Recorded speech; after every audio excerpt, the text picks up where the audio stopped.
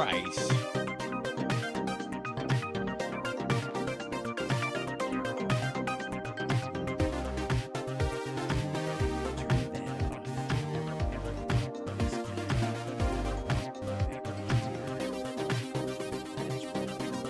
off. See if this works.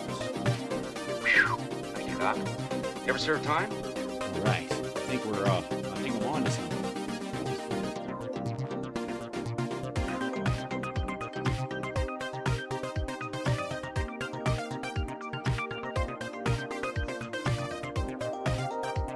And it's Monday, and we're here. Is Mike's on? Okay, we're good. Hi, hey, good morning, everybody. How you doing? Yep, everything's working fine. I think. I hope. I wonder. We'll see. Let's see. Streams are happening. Checking all the lines, looking good. Then I'm gonna click on this little button over here, which will open up the chat, where I can talk to you, lovely folks. If there are, hey, look at that. We're doing okay in this general area. Ooh, that's kind of loud, isn't it? Let's see. Where's the alert box business going on? What's happening there? It's very noisy. Where is it? I don't bloody see it, do I? I'll fix it later. I always get a really weird British accent when I'm hit with a tech struggle in the middle of something, but who cares? It's a good. Good morning. I am high and dry. It is true. It is the sun broke through the clouds early this morning. Apparently, it helped to donate to Hillary in 2016 because she dodged us entirely. Is my hair wet from Hillary? Stop it. I have to say, I did a little hair mask thing this morning with my shower and it over moistened my hair. Also, I figured a Wayne like a Wayne's World kind of no. Um, how are the sparklers in Maui doing? I hope you guys are good. Audio is low, is it? It seems to be loud as usual on my end. I will see if I can bring the sound of it up a little bit. Let's look at there. Let's check up in here. I mean, we might as well changes. Looking good. All right, I think. Boy, that's loud. It seems, if I'm not mistaken. Is that a browser source? Is something's open, making a noise every time somebody subscribes, which is not necessarily a bad thing, but is it overwhelming and annoying to you guys? It might be. I'll bring it down a touch. Take this down to here. Yeah, just in case. In case you guys hear that noise and it's a bit irritating. And then is there a piece of software I need to open before I go widescreen on your ace? I don't think so. I think I'll open Telegram anyways, because we'll take a look at that this morning. I was so proud of myself this morning because I'm trying to incorporate a new kind of work plan for myself for the morning shows. You know, as the show, you know, as we drive this NASCAR vehicle down the track at full speed, trying to outrun everyone while assembling the vehicle on the track at high speed. I've been trying to sort of upgrade my workflow, as it were, for the morning show, so that I have at least a semblance of, because I always come in with so much to talk about, so much, and having it in some level of an organized shape might help. I don't. It's hard to say. Maybe it won't. Maybe it'll get really boring and annoying and what have you. But let's see. Does this work? Yes. Okay. Here we go. And the question is, how do I choose? Okay, that part I haven't worked out yet. So many stories that are happening. Let's see. I don't want to open that. I'll open this story. We'll look at this guy in a second. I've got a bunch of like breaking news this morning, some of which is really good. There's a lot of good news. And I have to say, one of them I find particularly adorable. Not the least of which, if we're, and I also have some horrible, don't worry. but a couple of things that kind of, I don't know. There's a sort of a jump through your shirt reflex that people have these days, where the if it bleeds, it leads has escalated to a point that if it's not arterial spray or cray cray, we don't care. And I'll find a way to make that rhyme later. I don't really, I'm not concerned. But that said, one of the things, when environmental issues being what they are, and I'm sure we'll hear a bunch from Republicans about how it's chilly in Las Vegas right now because we've had our first tropical storm in 30 years. Although I will say, um, for those that don't know, Vegas has a monsoon season that's around late July, early August. That's traditionally was pretty goddamn rainy, and it all but stopped for a while. That was part of the issue with the drought, is that there just was no rain to speak of. We would get these torrential downpours and a lot of flooding, actually, and a lot of stupid people trying to drive through an underpass that they think has got a foot of water. Can't Stop Lying knows what I'm talking about. And Mark Creamer, whether he knows it or not, will eventually know what I'm talking about. But it was a huge deal here. And you know how I know? Because Summer talks about it all the time. Summer is very aware of she's been here for decades, and it doesn't show, actually. It's interesting. Anyways, she's been through all of the variations of Vegas weather, including the hottest, I think, was 126 at some craziness, right? But the regular thing for a very long time was this heavy torrential downpours that they would have. And then it was like a light switch about 10 years ago. They started to dry up. In some ways, it looks like we're back. It might be that we're, there's, climate change absolutely, and I want to be more specific.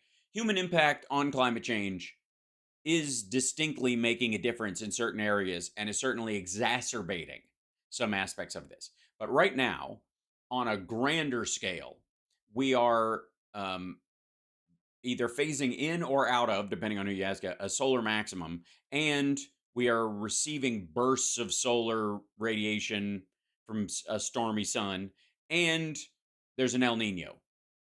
And the El Nino and the heated water and the combination of things and the extra degree. And that's why they always talk about how like 1.5 degrees is a huge change, even though you're like, I don't know if it was a degree either direction. I don't know that I'd care, even though it's Celsius, but that's another thing entirely.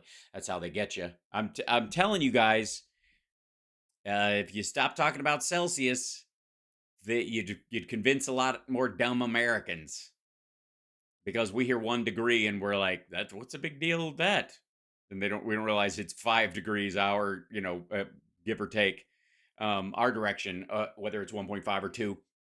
Anyways, point being is that minor change, that and consistent change in the water temperature, when you have a thing like an El Nino, and when you have a solar maximum, and when you have solar, it all stacks up, and it tends to, it's 5 freedom degrees. Thanks, Doc Spano. That's exactly right.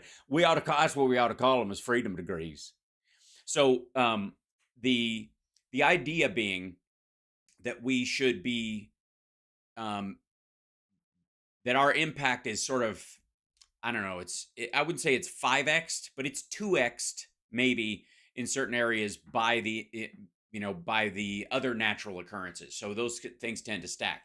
Now there's another part of this where there is a massive cooling effect on the Earth's atmosphere anytime you have a large volcanic eruption.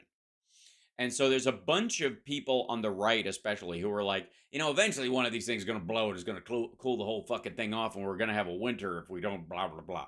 You can hear a bunch of that shit. I don't know about you, but I would rather not time my life and my ecological beliefs and my attitude towards clean water and clean air based on maybe one day giant volcano. That seems just a little short-sighted. Bit, I think. Also, the East and the sort of Eastern Midwest is very hot right now, largely because a lot of our hot air got pushed your way, and I'm sorry about that, but it's true.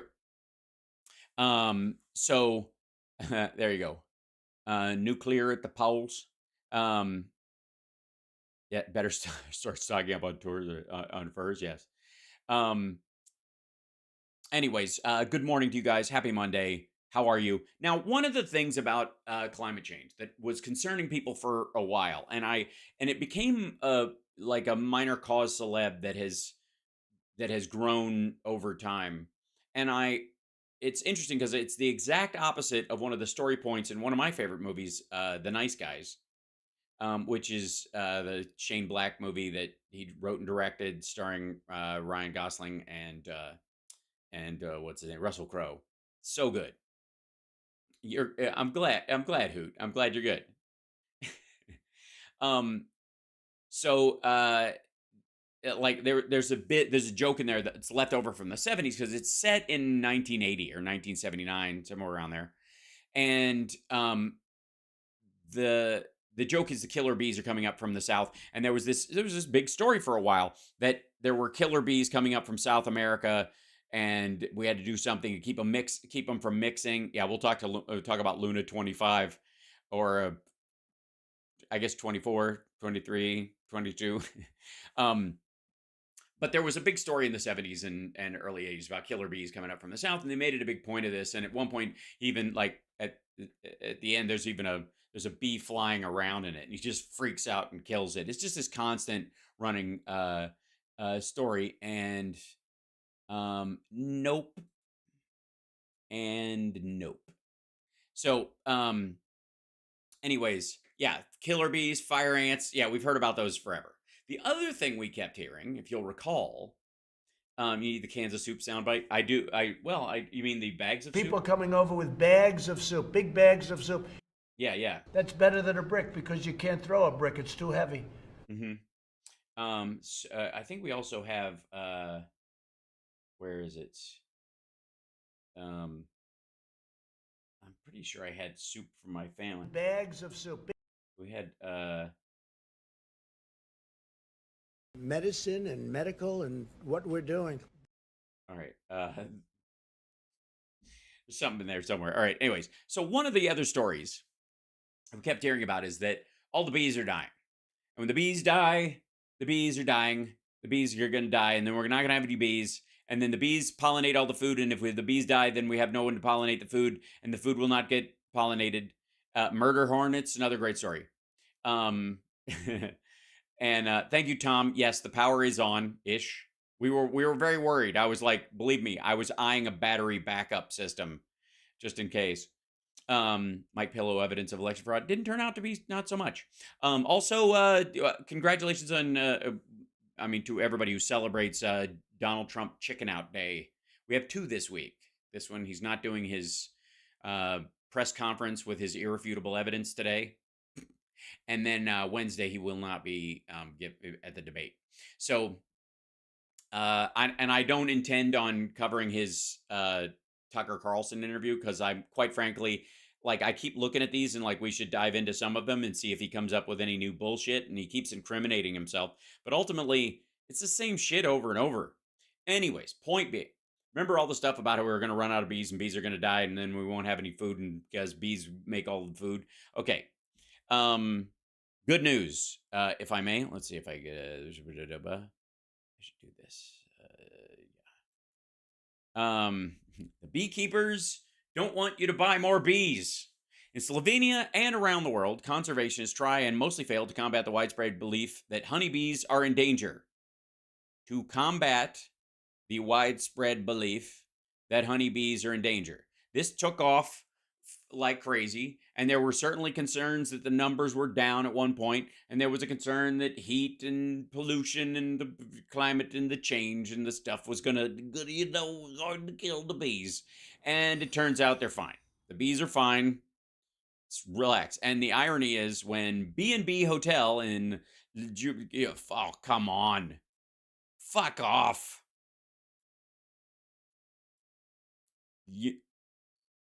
Ljubljana. I'm going with that. It's pretty good. Slovenia decided to reinvent itself as an eco-friendly destination in 2015, at the height of the "dear God, we're running out of bees" panic, I might add. It had to meet more than 150 criteria to earn a coveted Travel Life Certificate of Sustainability. But then it went a step further. It hired a beekeeper to install 4 honeybee hives on the roof. Keeping wild animals is a great way to show that we have a connection to nature," said the general manager. And we've had great feedback from guests who go up there and take a look and aren't allergic to bees. At one point when I started reading this story, I was like, "Ah, oh, cool. Do you just hand out peanuts to every kid that comes in? Why don't you just use poison ivy leaves for toilet paper while you're at it, you fucking maniacs?" But how about when you stay here, we let the bees grow out in the woods. We have them out there instead of on the top of the goddamn building. But whatever. The hives are managed by Gorad Kruzinagic, a 50-year-old with a graying goatee. Give a man a break. He's 50. He's nearly 4 years younger than me. Who is the founder and sole employee of an enterprise called Najimpangi, which translates to rent a hive. Sure it does.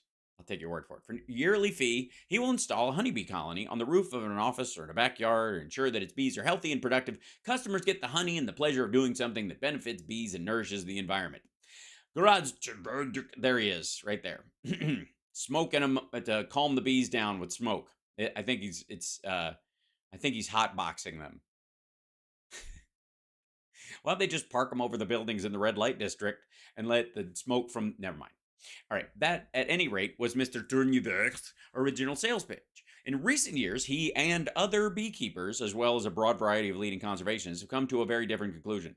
The craze for honeybees now presents a genuine ecological challenge, not just in Slovenia, but around the world. And that's why Melania has started in Slovenia her "fuck the bees" thing. Get the fuck out of here. What's with the... Go away with this nonsense in the chat with the... I'm glad we're getting trolls. I am proud of that fact. Please share the show. The sign of trolls and spam attacks in the chat room is a good sign. So if you overcrowd any space with honeybees, there is a competition for natural resources, and since bees have the largest numbers, they push out other pollinators, which actually harms biodiversity.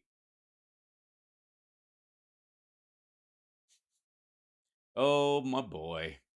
Hal is no ecologist? What do you mean I'm no ecologist? What are you talking about? I was a Boy Scout, I'll have you goddamn know. How can't you block them? Because I blocked them after the fact, but I don't know why. It's Facebook. It's so weird. So, I would say the best thing you can do for honeybees right now is to not take up beekeeping. If that's a sign that humans can fuck up a free lunch, that's it.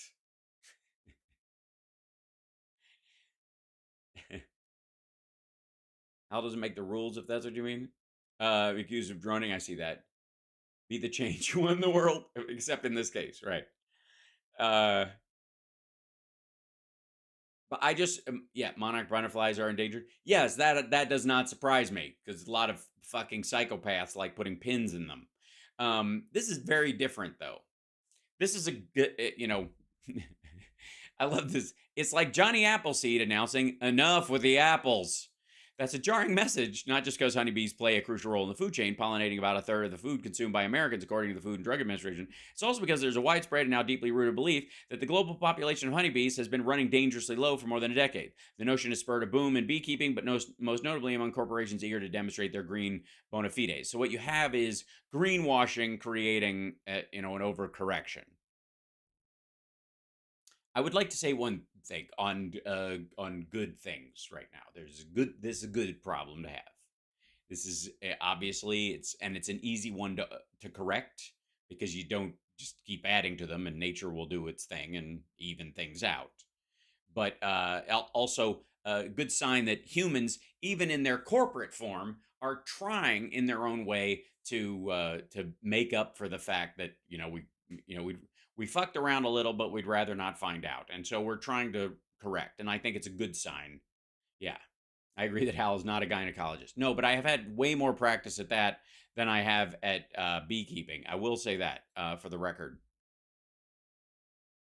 I'm the leading gynecologist in a Pompeii.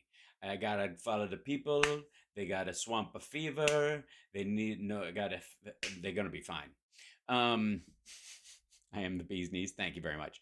Someone just created a Melania meme with bees nest. Yeah, like I should be like this. I don't give a fuck about bees jacket that you can wear now. Hal had a beekeeper face. No, I did not. I have not at that point. Although I have not ruled it out at some point when I have my nearly off-grid Reverend Gene Scott plantation that I'm saving up for. As you guys know, this is my version of Steve Martin's One Show Goodbye. Is the idea that I'm going to? I think I'm probably going to end up buying an unused missile silo and turning it into an apartment building for friends and cohorts. Yeah. I beg your pardon. So now we're not supposed to care about the bees? No. We can care about the bees. We just don't have to panic about the bees. I think there's an important distinction here. Does that make sense? Right? See what I'm saying? Because I will say everybody has this how I used to think about doing that. I bet you did, CSL, and I think I'm just saying, would you like 2 floors to yourself that you could just have? I think we could work that out. I think that's got to be part of the strategy, my friend. We'll work it out. Anyways, the I don't mind that people still should be, mildly concerned about it and just know that that's, if it ever becomes an issue again, good way to handle it. Yes, don't panic, keep your towel close, exactly. But I would argue, I have a new Nazi following, which is that's fine. Yes, Carlos, you can say fuck them. That's fine. I will not, but I understand in the pejorative use of the phrase. That said, I think you can stop worrying about the bees. Like, I know everybody has this like bag of Brics they're carrying around of worry.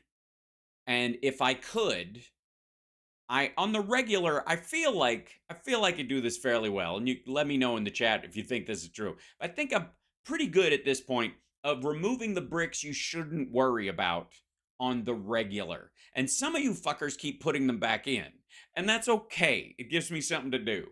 But I will say that there are some that maybe we all were carrying around. We weren't quite sure that it sounds bad. Like, oh, dear God. Well, as far as the bees are concerned, you can take that Bric out and put it someplace. You don't have to carry that one around. And I know a bunch of you are.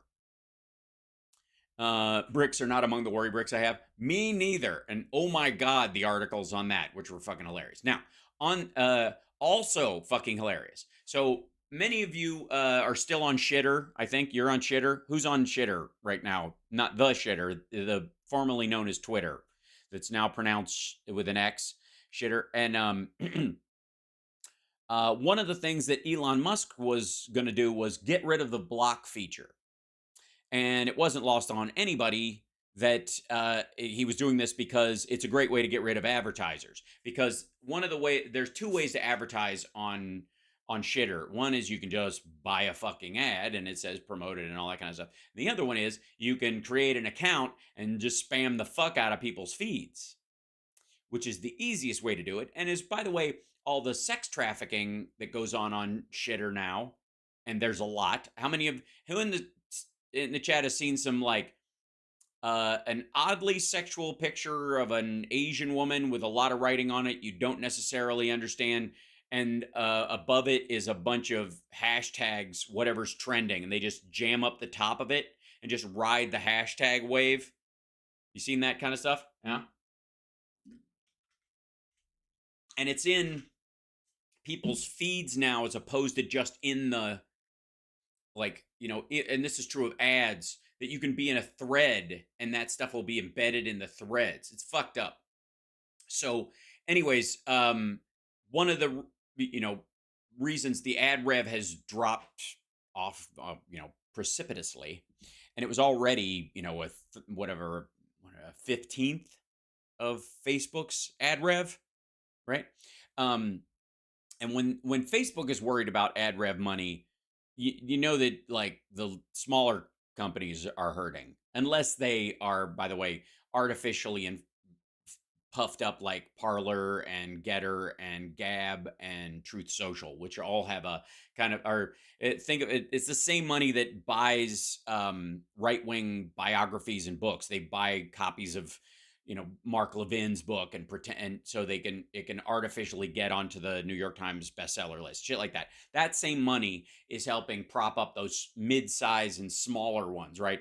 But Twitter's, it's got a lot of moving parts, and it's relatively expensive to run, even as he tries to fucking destroy it. And so the ad rev does matter. And so he's just basically trying to find ways to force the ad rev onto everybody, just in your feed, and you can never get around it.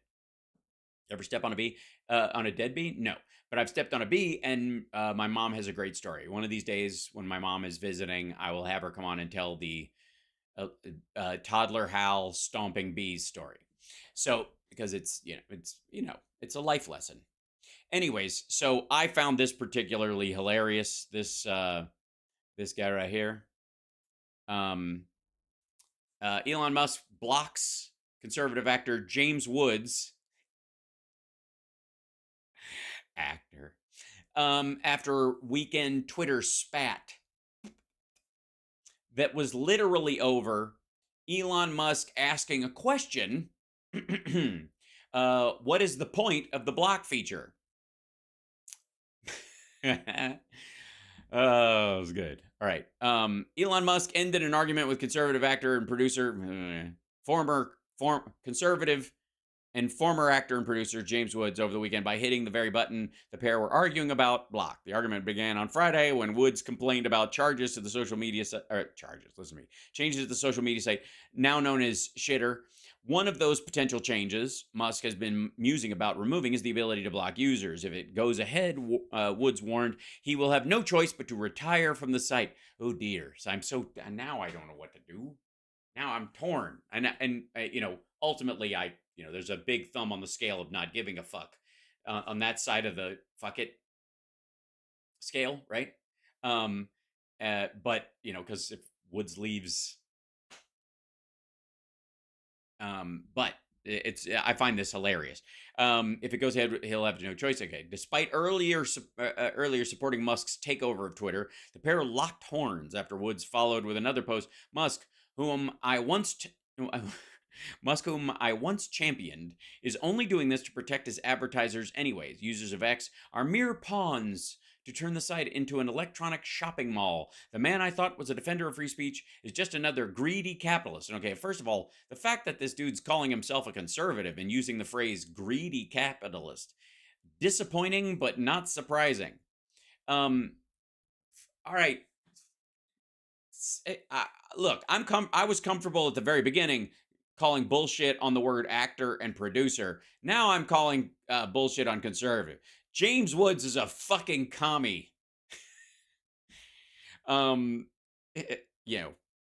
He's downright Maoist.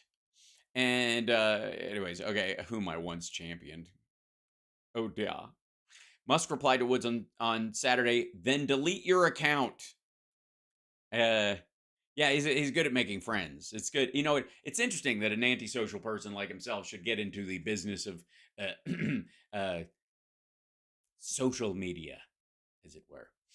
Before replying to another tweet, I'm having a good time blocking people who complain that blocking is going away. How does the medicine taste? That your own medicine? Are you asking us how you taking your own medicine is? Whatever, I don't give a shit. Okay. On Sunday, Woods confirmed Musk blocked him, but added he wasn't going anywhere despite his threats. Yeah, of course. The recurring theme in your many heartfelt DMs was a fear that I would leave X. Woods still as follows. I've now decided I will never leave and will only ever be silent when they find an excuse to remove my account. Oh, yeah. How very brave. Your prerogative, sir, which is exactly my point. Have a nice day. Yeah, you can argue, I think, quite well that in this argument, James Woods won. because he was arguing for the block feature, and he got the head of the company to cement its existence. Yeah, I got like, how fucking sad to lose to James Woods for anything other than playing an asshole in a movie. Very like yeah. Anyways, I found that terrific and fun, and I think that qualifies on so many fronts as sort of a touch of good news. Hey, thanks for subscribing. Look at that. We're doing well in the subscriber zone in terms of YouTube. I appreciate it, you guys. Don't forget. Don't forget. And I even, well, I don't even, shit, will it even come up? Hold on. Open up a can of worms, aren't I, when I get into the stuff? Let's see. Open the documents file. Go down to here. Go to the networky part. See how long it takes to open it because it's dragging its sorry butt everywhere. And then we'll open this up. Eventually, taking its time. Oh, there it is. Okay, good. And then, where did I put it? In stills and assets. Did I put it there? I don't believe so. It's an episode of yesterday. No, it's not in there. Son of a, for God darn. Oh, might be in frames and scenes. I have my organizational skills when it comes to developing my a greater work plan, my workflow for the show it's a little wanting right now. Oh, look at that! Thanks for gifting the sub membership. That's so sweet. And what was the other news? Okay, so a couple other things. Okay, so we know the bees are okay. Elon Musk is got teabagged by James Woods, which is gross. And because how do you not see those nuts coming from a mile away? Look out! All right, and then if I may, the New York Post of all papers has finally, you know how we've been watching all the the big economic newspapers finally come around to what I've been telling you guys. What is teabagging? It is a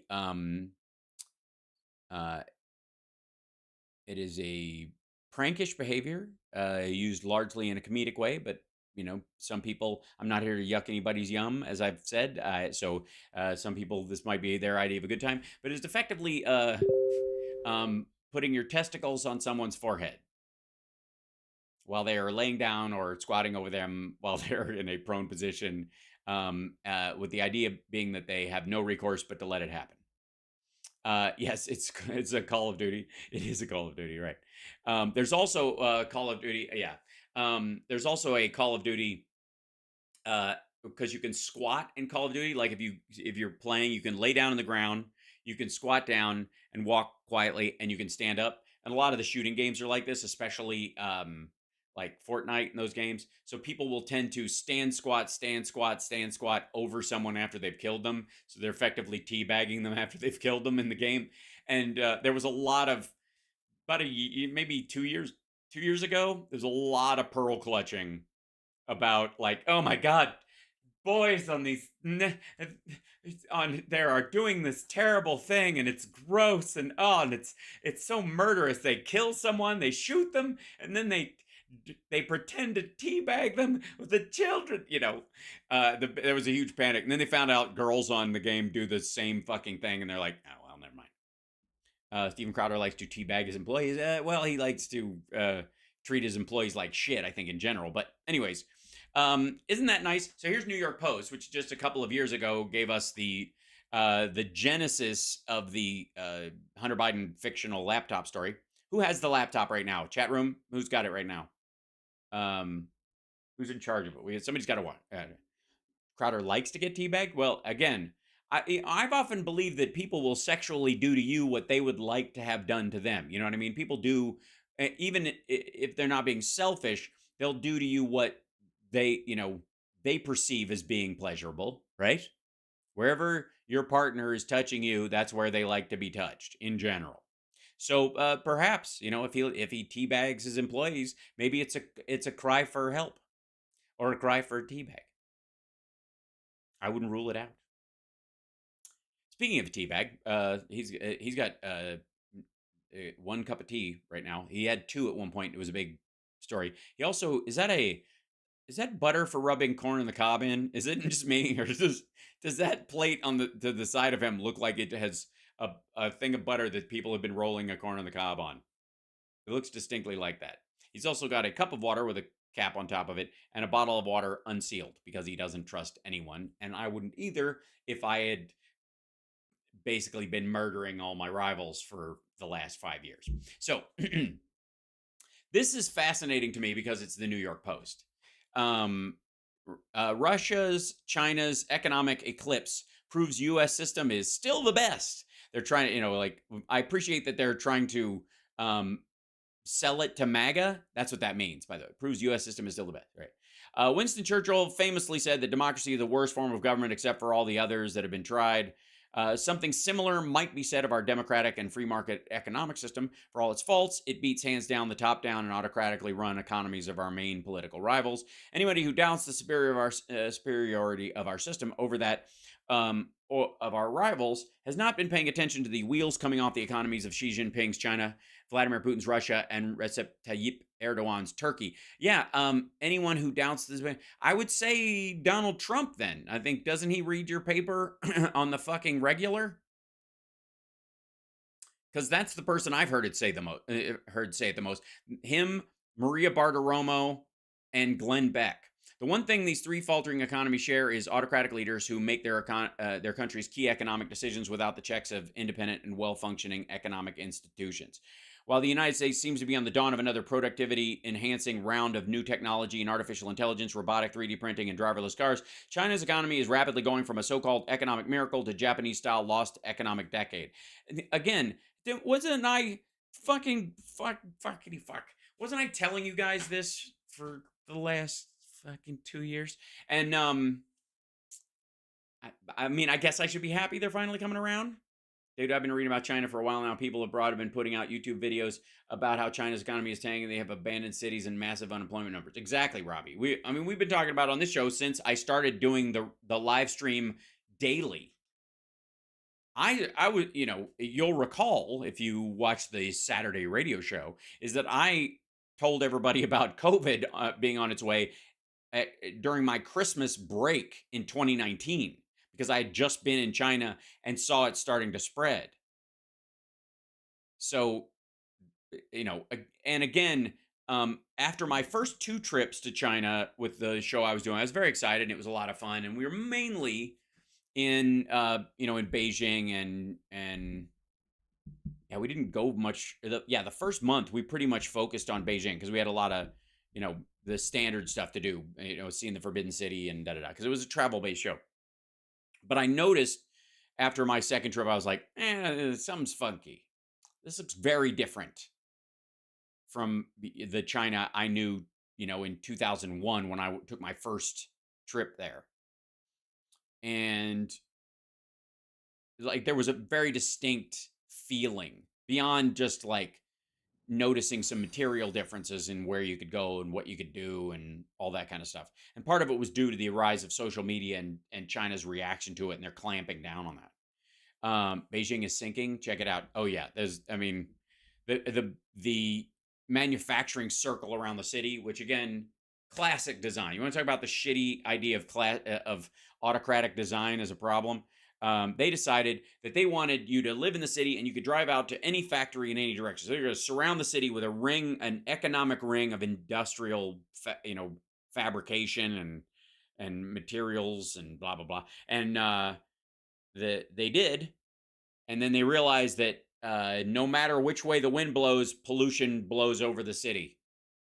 Great idea. Yeah. Take all your pollution, instead of putting it in one area and trying to mitigate it, surround the city with it, so no matter which way the wind blows, you're always getting poison. That's great. That's well done, guys.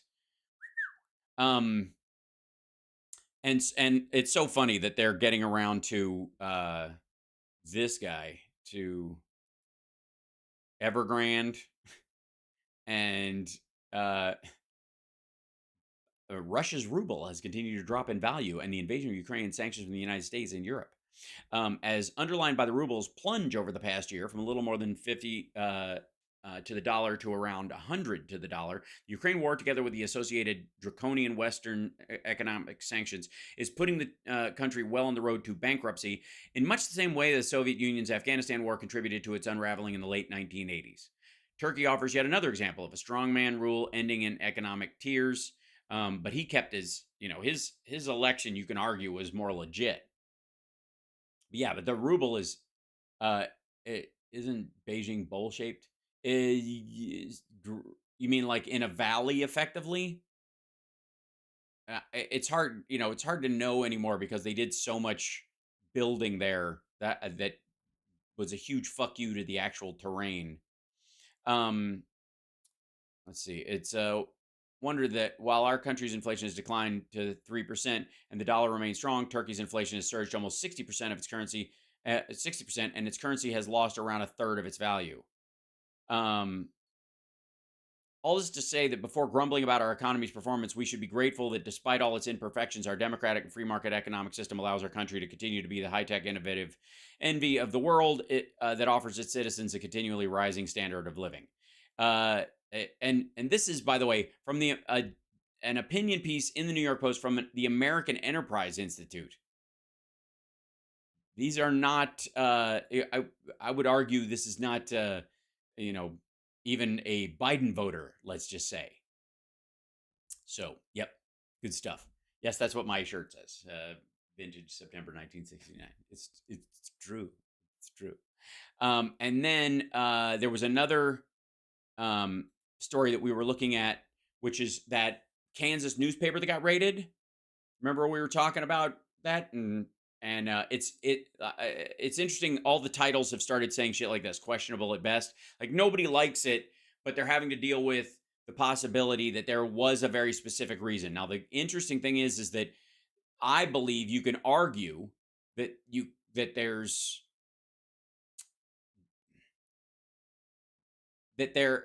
decision to do the raids the way they did and execute the search warrants the way they did was a show of force that was unnecessary to the circumstance. They literally could have they literally could have just arrested the woman involved. I'll show you what I mean. So the biggest part of it that stood out was that this woman, Phyllis Zorn, engaged in identity theft. This is what they claimed, is she engaged in identity theft when she obtained the driving records of this woman, Carrie Newell.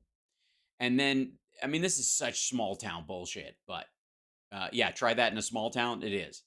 All right.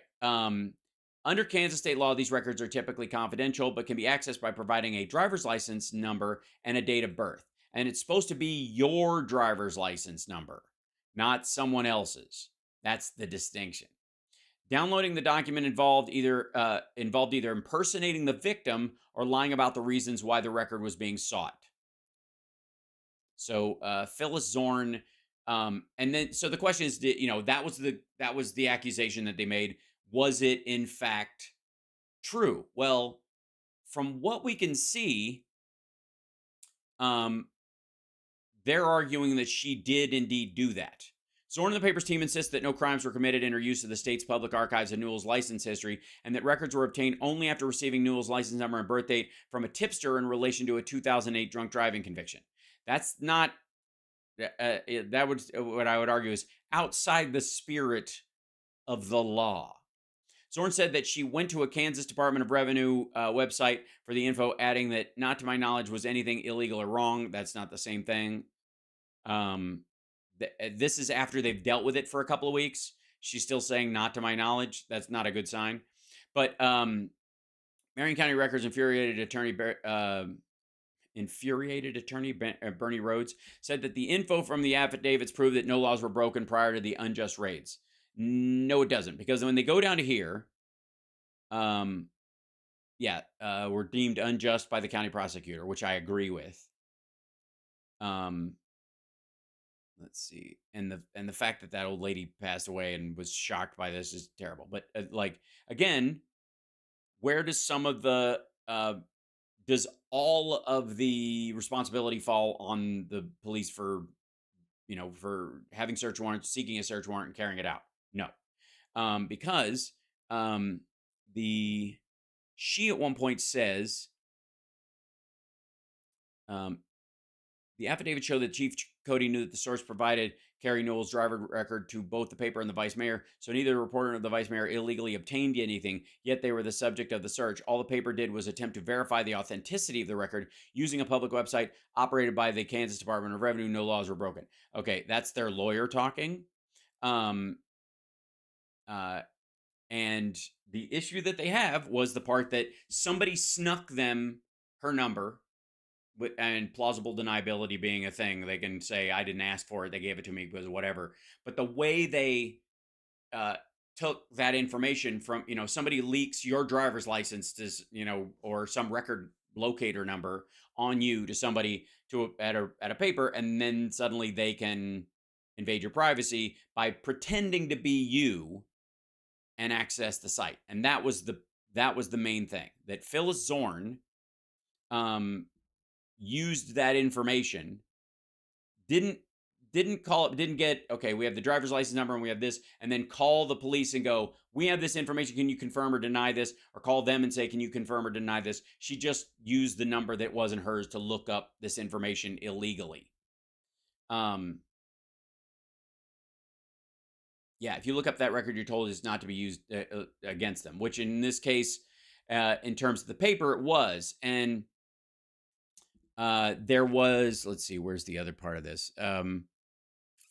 American House of Eric Meyer House of Man were all rated by the unlawful, blah, blah, blah. But the raids were deemed unjust. Sparked International, Meyer said the record has since gained 4,000 more subscribers. It's continued to plead its innocence. Where was the big part of it? Because there was another article, it might have been a different article that I read on this, but she breaks down what she actually did. And she did what the affidavit says she did. No emails are ever transmitted. Well, no, yeah, you're right. A copy is sent. Again, this goes to our the issue with The Fly. It's a movie. The search was illegal. I agree. And how they carried it out was awful. I agree. At the same time, the reporter, I believe, broke the law in an attempt to. And the idea was there's this back and forth. I gotta find the other article on it. But the back and forth between the paper, they have text messages between them where they're basically like, if you talk about this, I'm gonna, the story's gonna come out and you're not gonna like it. That kind of stuff, where it verged on blackmail. Yeah, no, I don't think. I agree, Scott. I don't think this justifies the raid at all. No.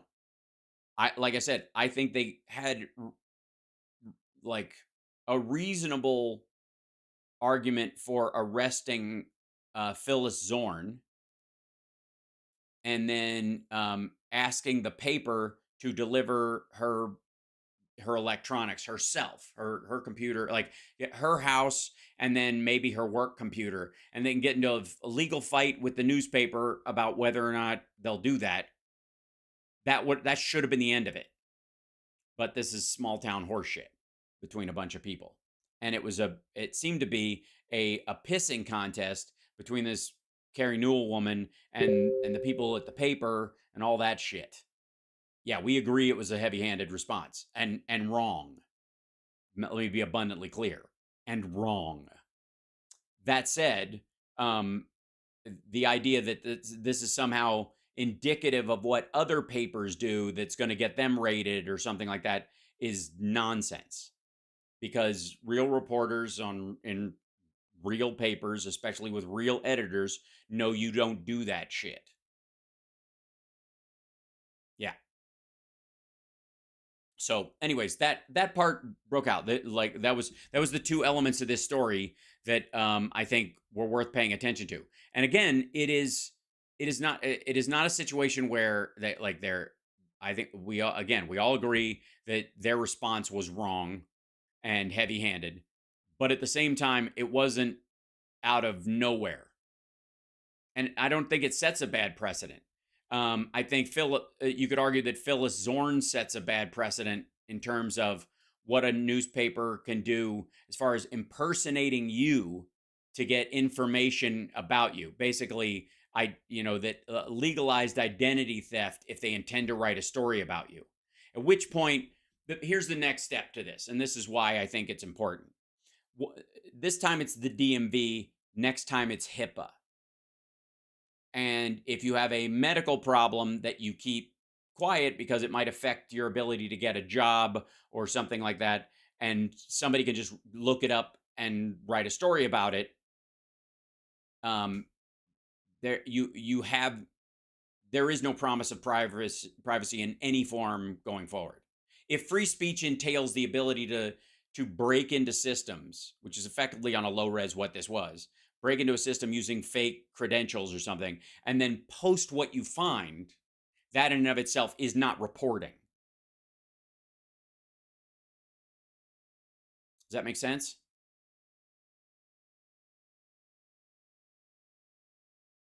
Yeah, once medical data is out there, there's no reeling it back, no way to pay for it. Financial data, another story. Yeah, and it changes more often, say, than your medical history.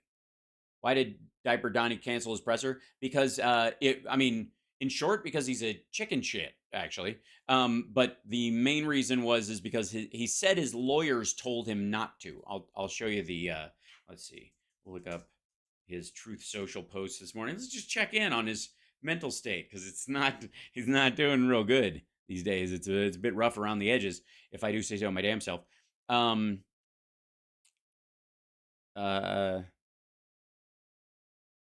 Shit. So this is, let me, ladies and gentlemen, follow me, won't you, to Trump Social. This is his, he follows 64 people in there. He's got 6.2 million followers on his own site, where you automatically join following him, or there's only really one reason to go there, is to see what he's going to say. So half of them are like reporters. The highly anticipated registered poll of Iowa voters is just out. Donald Trump holds commanding lead in first test of 2024 Republican caucus field. I'm going to choke myself to death doing that voice. Remember, I got the farmers $28 billion from China? Yes, they gave you bribe money by devaluing their currency and created an artificial trade war so that you could buy your way back into the office so that you could sell them Taiwan. We know. The USMCA trade deal, and many others, saved ethanol, which is, by the way, the root of the carbon dioxide issue in Iowa that he egged the answer on the other day. Social Security, Medicare, which he didn't push his people to go back out here to protect until Ron DeSantis. He used it as a wedge against Ron DeSantis. He's trying to move to the left of Ron DeSantis, which is hilarious. And got Iowa first in the nation status. They already. And that's amongst the RNC, and I don't give a fuck. Nobody else could have done this. Anyway, I'm at 51%. Oh, that's not 31% lead over farmer-hating DeSanctimonious. Farmer-hating? DeSantis hates farmers, does he now? Is that what that's your sales pitch to the Iowa voters? He hates farmers. It's like the jerk. Like, he hates these cans. With the others gaining on him, but not on me. Well, if they're gaining on him, they technically are gaining on you, because they're gaining more ground. And 51%. That's not good. It's half your party. And you were already president. And you're not running from the seat. So they got to vote twice to get you back in there. You're asking them to show up twice. By the way, elections you yourself say are not trustworthy, which I think is the biggest problem that they have. Now, you can blow this shit up so we can actually read it. Okay, whatever. Governor Kemp of Georgia is fighting hard against the impeachment of the crooked, incompetent, and highly partisan DA of Fulton County, Fani Willis, who has allowed murder and other violent crime to massively escalate. Actually, it's coming down. Crime in Atlanta is worst in nation. True, but they're all coming down. She should be impeached for many reasons, not just the witch hunt. I did nothing wrong. Willis should focus on out of control murder as opposed to what? Well planned ones. Not I will get Trump, in quotes, over a perfect phone call. Georgia does not deserve this giant murder wave. That is my least favorite thing that happens at a sporting event is the giant murder wave where everybody just goes.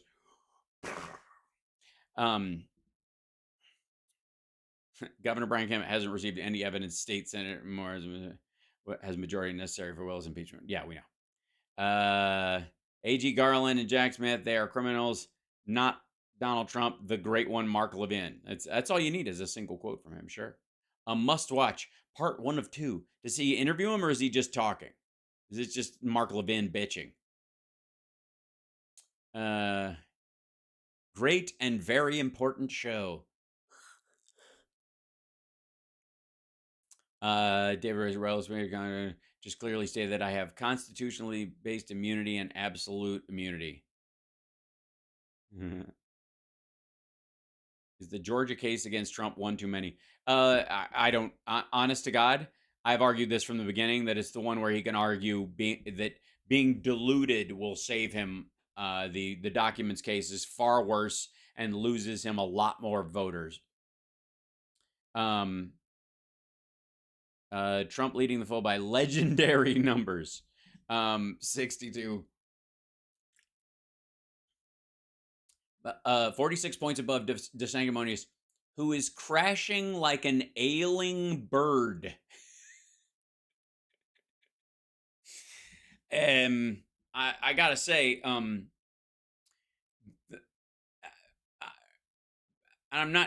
starting to question the whole best. I know words thing. I have the best words. I don't think so. I think you got some fairly ridiculous words, and they're and all in the wrong order. Who is crashing like an ailing bird? You know what it is? If he had any fucking brains at all, who is crashing like a bird that flew too close to a windmill. You know what I mean? Like, take your own. I don't want to give him any ideas. God damn it. Ramaswamy's up to 7%. Pence is at 5%. They're starting to. Chris Christie has 2%. Ada Hutchinson at 1%. They're starting to stack some actual numbers, but these are people who had 0.07% and shit. The public knows who I am and what a successful president I am. With energy independence, strong borders, military business, no place. I will therefore not be doing the debates. Because he's like, I'm over 62% of the CBS poll. All right, because I have nothing to win. Really, as GOP voters dismiss indictments. Yeah, but they also dismiss the fucking party, dummy. These numbers are going to keep going in Trump's direction as anybody who has any fucking brains at all decides to join the Democrats and be, quote unquote, a mansion Democrat. I'm not kidding. Or just straight up goes independent because they're so embarrassed that they voted for him twice. Burgum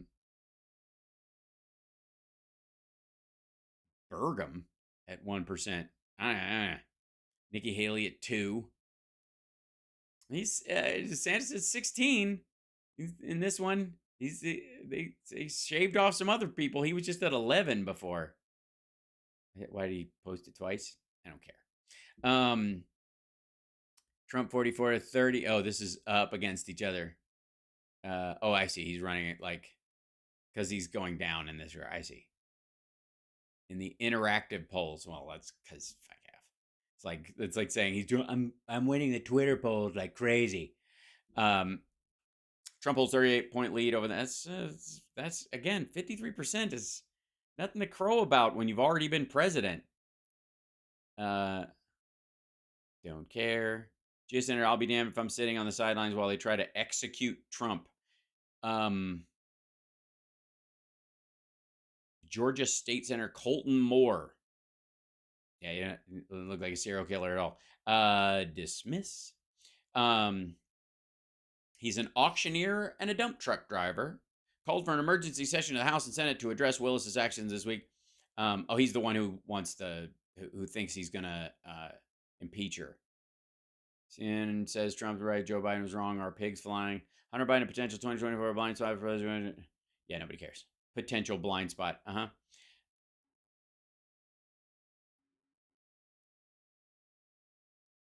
Oh, this is the where they all got together. How nice. A really beautiful reunion. 3 people that indisputably got elected. 2 governors and VP Brian Kemp of Georgia, and a VP. Brian Kemp of Georgia, Mike Pence of Indiana, Ron DeSanctimonious of Florida, just met, most likely to talk about the weather or perhaps discuss how they can stop weaponization of Georgia law, working with DOJ and others against their absolutely all-time favorite president, me. All 3 have been just wonderful, so loyal and nice. It's great to have friends like this. Jesus Christ. Like the amount of like middle school bullshit. This is a grown fucking man. I thought you just called that man Clayton Moore. No. This would be Colton Moore. Yes. Dennis Moore, riding through the land. Dennis Moore. All right. He and Dennis riding no more bloody lupins. Right. Oh, you guys are great. See, this is why I swear to God, I have the greatest chat ever. Just smart and awesome and just great. Just so good. You want to see the dumbest one he put up? And it's hard to say. I mean, there's a lot. But crooked Joe Biden's only campaign strategy is indicting me, going on extended vacations, and sleep.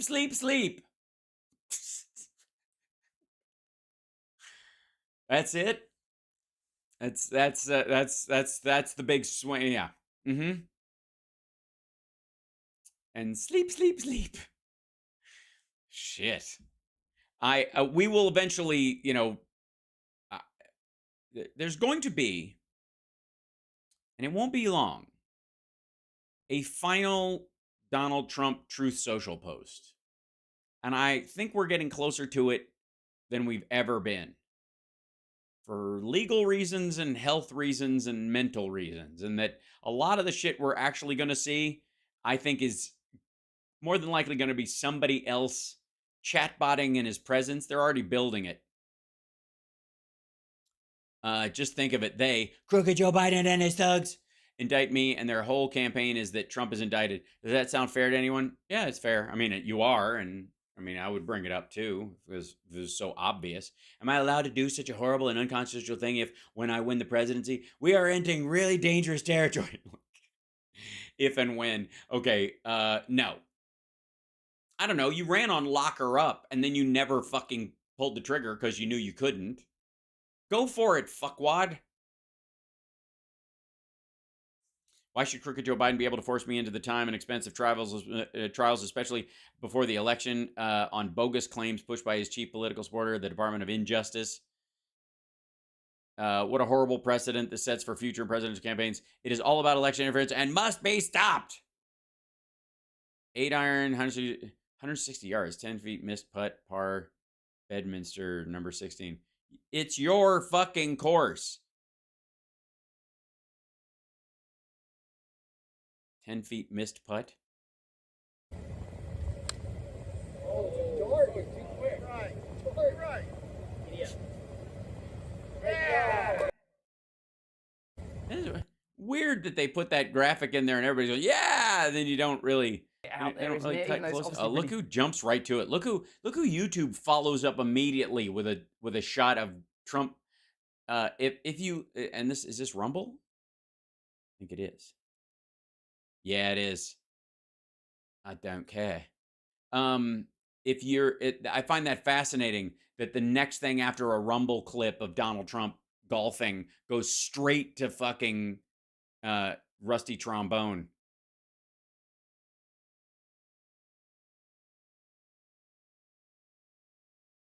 Trump was right, Biden was wrong. Yeah. Face-to-face Trump, positive vision on the economy. Finally, what? We have something that's very powerful, and that's our dollar all over. Okay, we have to look at this one. Wait, dismiss. Go away. Face-to-face with Trump, a positive vision on the economy. This is from the New York Sun. You probably know by now, I just sat down with President Trump for an hour-long economic. We sat directly across from each other. We were face-to-face. We talked politics issues, heavy-duty content, substance. Here's my gut reaction. I saw a great American leader. Oh, that's Larry Kudlow. Oh, fuck off. That Kudlow basically wrote notes on his interview. We're going to do his interview later on today in the afternoon. We have to, because good Lord. Shit. I'm getting aggravated. Getting very aggravated. President Trump doesn't need a debate. He's our nominee, and it's time to unite behind him. Yeah, I agree. Go for it. Sell him all day long, because all he's going to do is drive people away from the polls. I'm for it. Says Trump would thrash Biden in a hypothetical fight. Stamina for days. Says MMA star with the same size arms as Laura Ingraham. You do realize that that's not how we settle things politically, dum-dum. That's not the point. That's like saying, all right, how about this? Barack Obama would kick Trump's ass in a fight. No question. Cool. We good? What kind of stupid shit are you talking about? How about we do heyday fights? Like everybody in their heyday, who would have won the fight? The Scranton Joe would have a shot. I think Clinton's got, as pugilists go, and then we're going straight for Teddy Roosevelt. Yeah, Trump would just lay on top of you and win. And again, like I said, if Obama could kick Trump's ass, then what standard are you setting? I'm glad you're an Obama voter now, because apparently that's the Robert Jeffries, pastor of evangelical megachurch in Dallas, has been a staunch supporter of Trump's brother. Okay, blah blah. He's an idiot.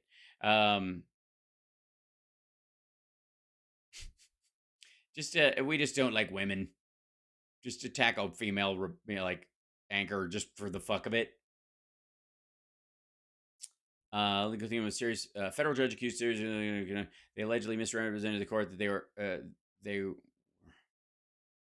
misrepresented the court that they were House Ways and Means Committee counsel to have damning IRS whistleblower evidence buried. House must open. Oh, that's the thing when they supposedly called in to get something excluded or whatever. We dealt with that. That was a while back. He's just replaying that one.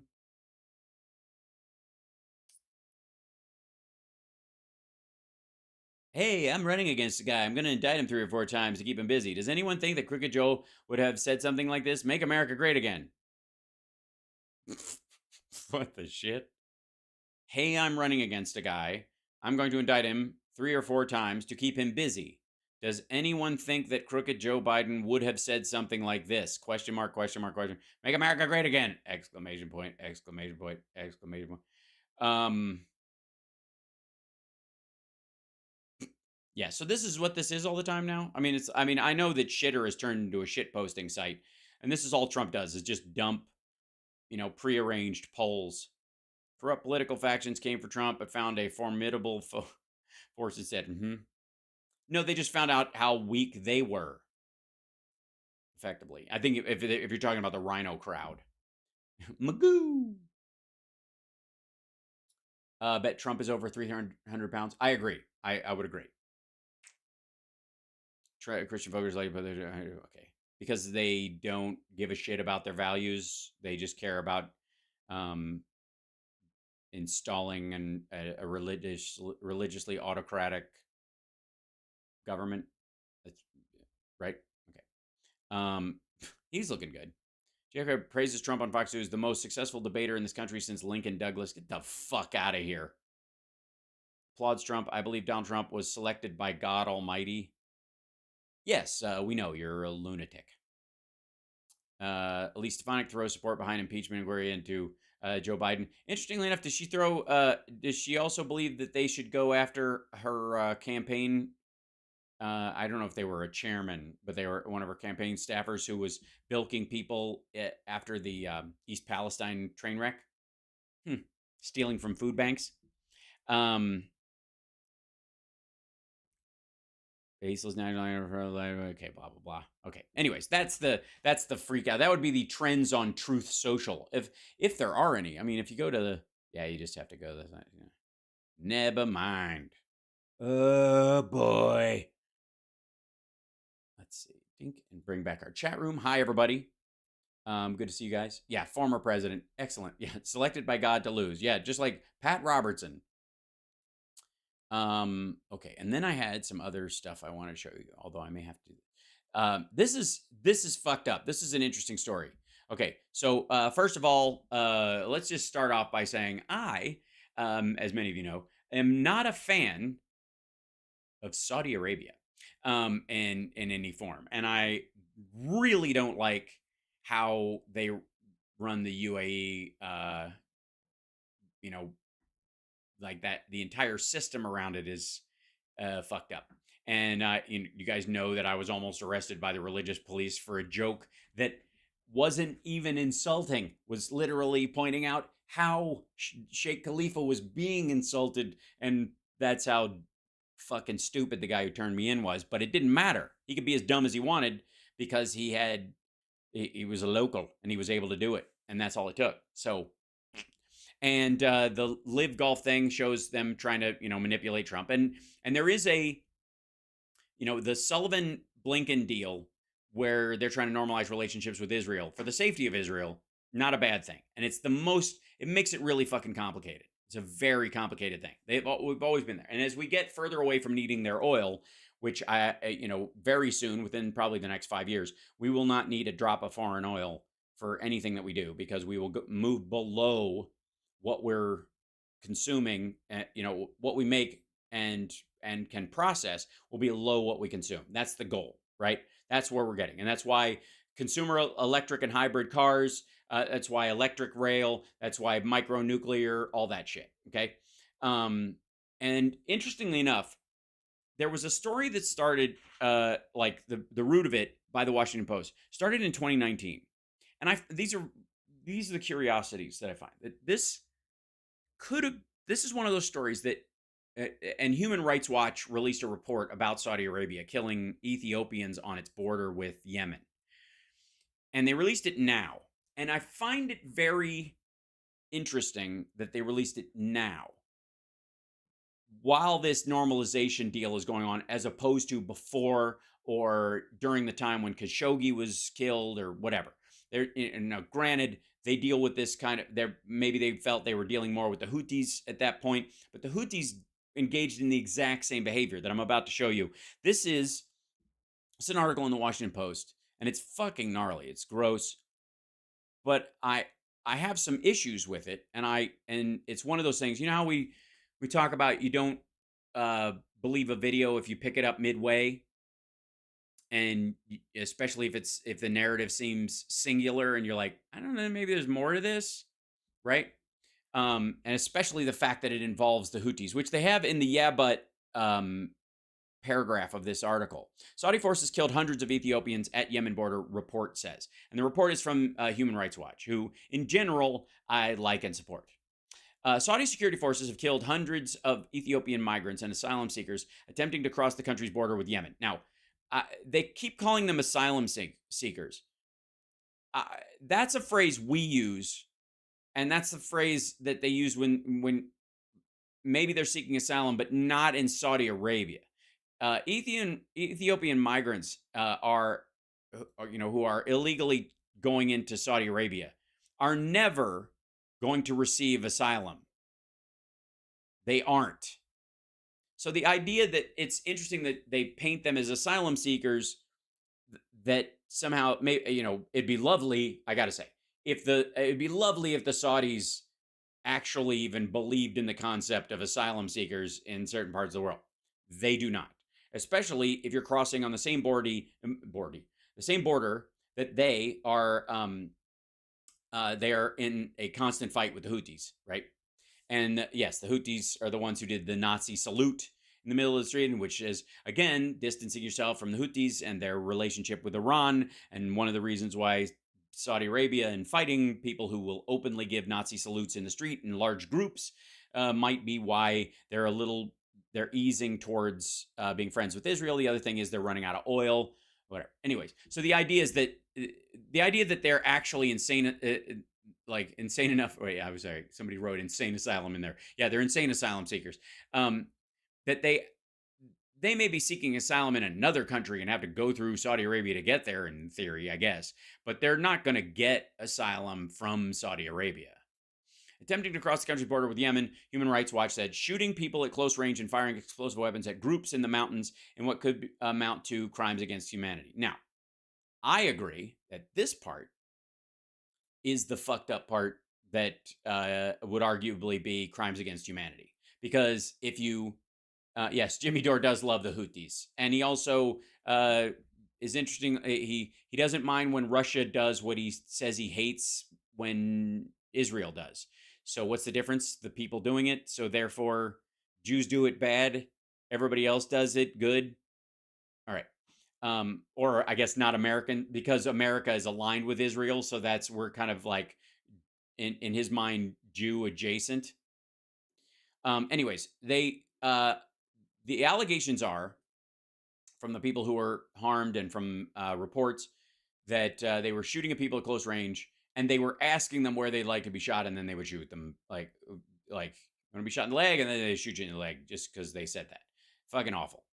But this whole firing explosive weapons at groups in the mountains, there's a war going on between the Houthis and Yemen. Of course, they're going to fire at groups in the mountains. And of course, they're not going to say, oh, those are just refugees. They're going to, because the Houthis will pose as refugees and use it. Like that's, here's the thing. You have to deal with the reality of these horrible situations without having to like suspend your logic and operate from a pearl clutching level of naivete. I think that's a mistake. And there's a lot of these conversations that we have where and you guys, we see this all the time. And I think it's an important talking point for us to sort of figure our way around. When you're dealing with really complex, especially long, culturally rooted battles between,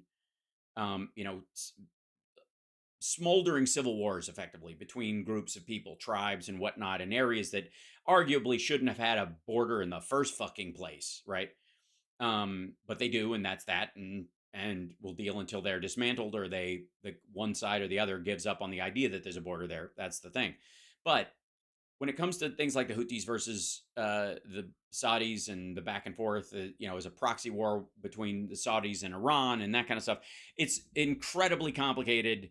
It's, there's a religious base to it. There's a real estate base to it.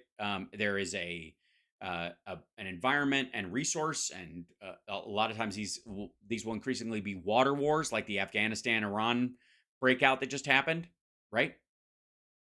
So when we talk about these things, I would appreciate, and I hope you guys understand this, in chat room, see if you can get on board with this, because I think this is, don't take today's discussion about this as an example of somebody sticking a stake in the ground about being on the side of one of two awfuls. In this case, this is not a lesser of two evils situation. There is a much less evil that is definitely available to both sides that they are just not participating in.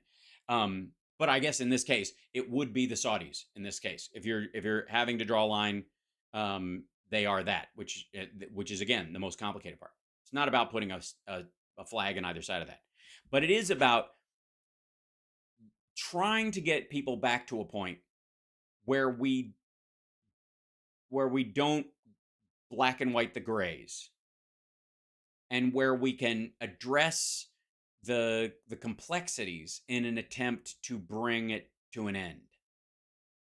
Aw, Jeanette, happy birthday to you. Happy birthday to you. Happy birthday, dear Jeanette. Happy birthday to you. Thanks for being here. Thanks for spending part of your birthday with me. Did you guys get what I'm saying though? I think I think it's an important thing that we all, and we'll need a safe word for the news. Is it, Gonzo? Is it though? Right? We need we honestly we need a situation where, you know, um, where we're distinguishing between that reaction that people have. Yes, I do, Kelly. Um, that reaction that people have where we all suddenly become naive about stuff. And again, this happens when we talk about, you know, police and murder rates and blah blah blah.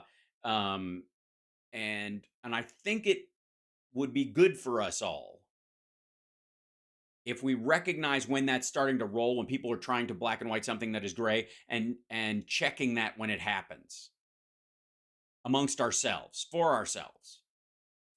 Go, am I reacting like there's a light switch that would turn this around? And this goes into a lot of the things we've been talking about lately, not just the yeah but paragraph that we often see in these stories, which ultimately undermine the kind of overt, you know, kind of giant rubber stamp headline you might see.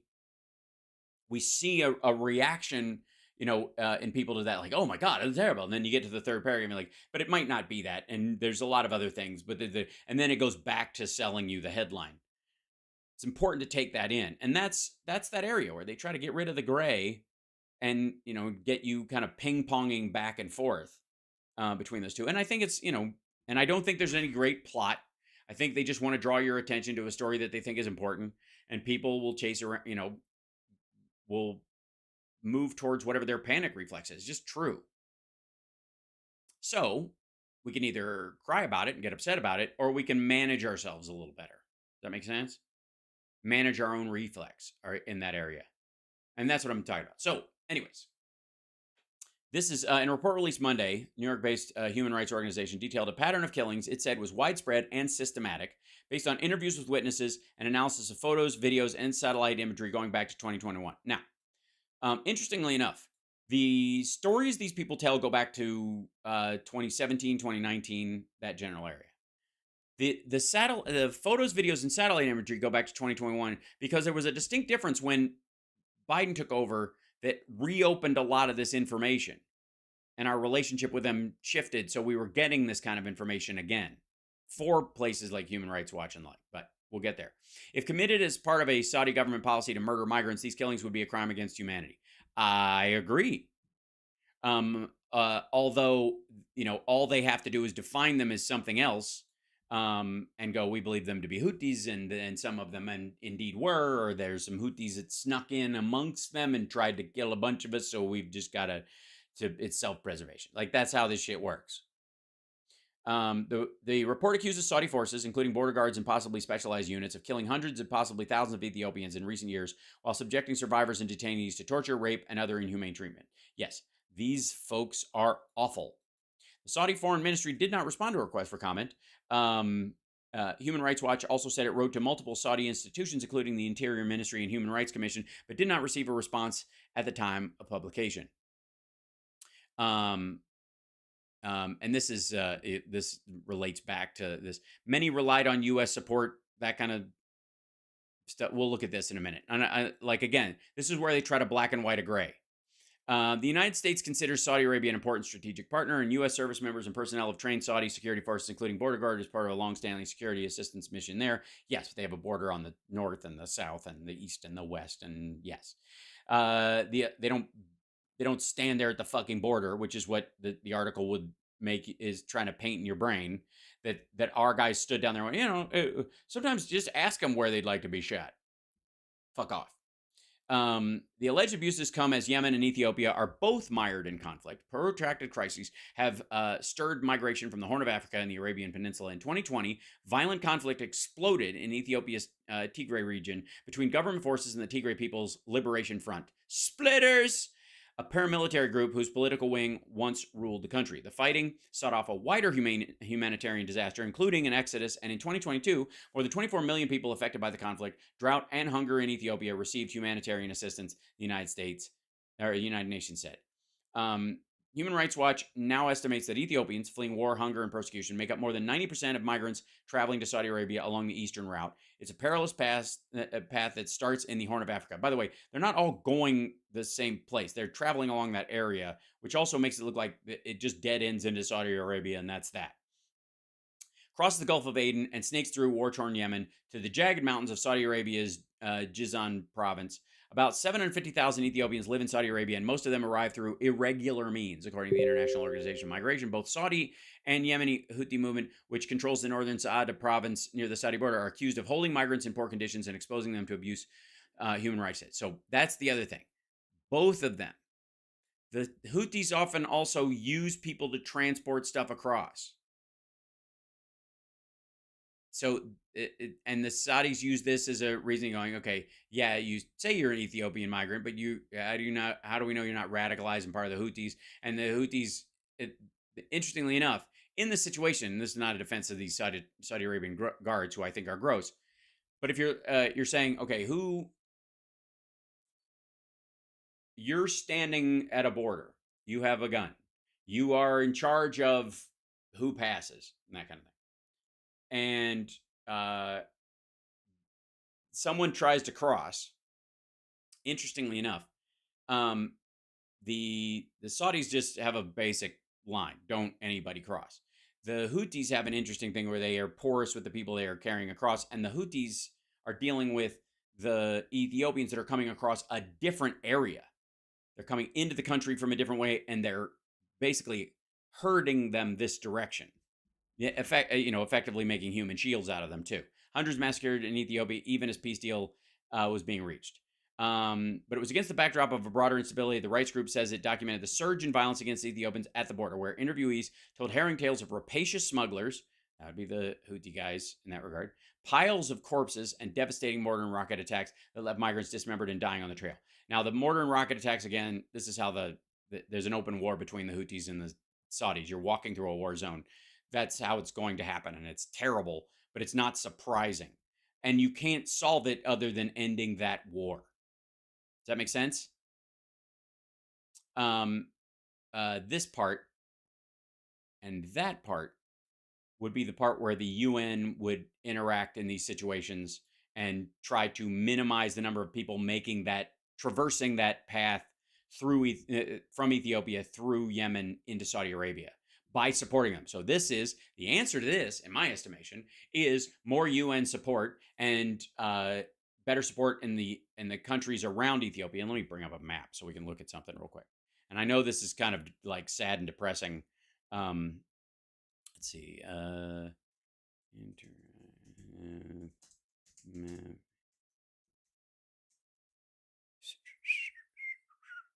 see. Google Map with this.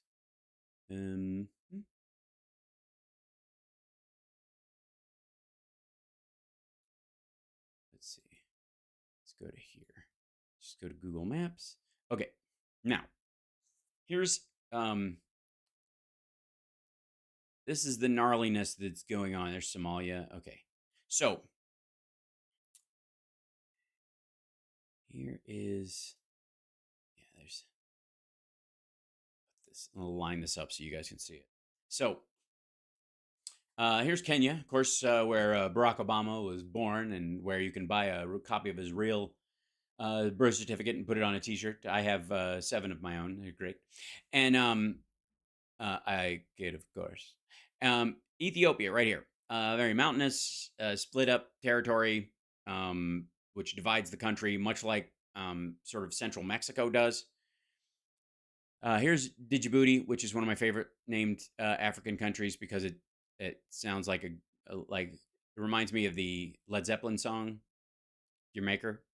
Eritrea, right here, which, by the way, and Somalia. Somalia is famous these days for pirates, because between the Gulf of Aden and these waters over here, the Seychelles, and there's Socotra. If you have to arc through here, in between here, or you go out and around, this is where the Somali pirates will take your shit. That's the big concern going through there.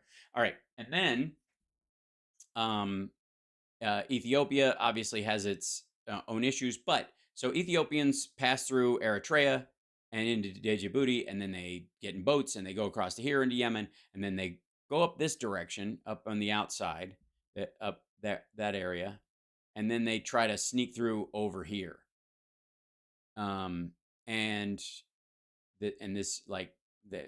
Rather than pass through the mountainous part here.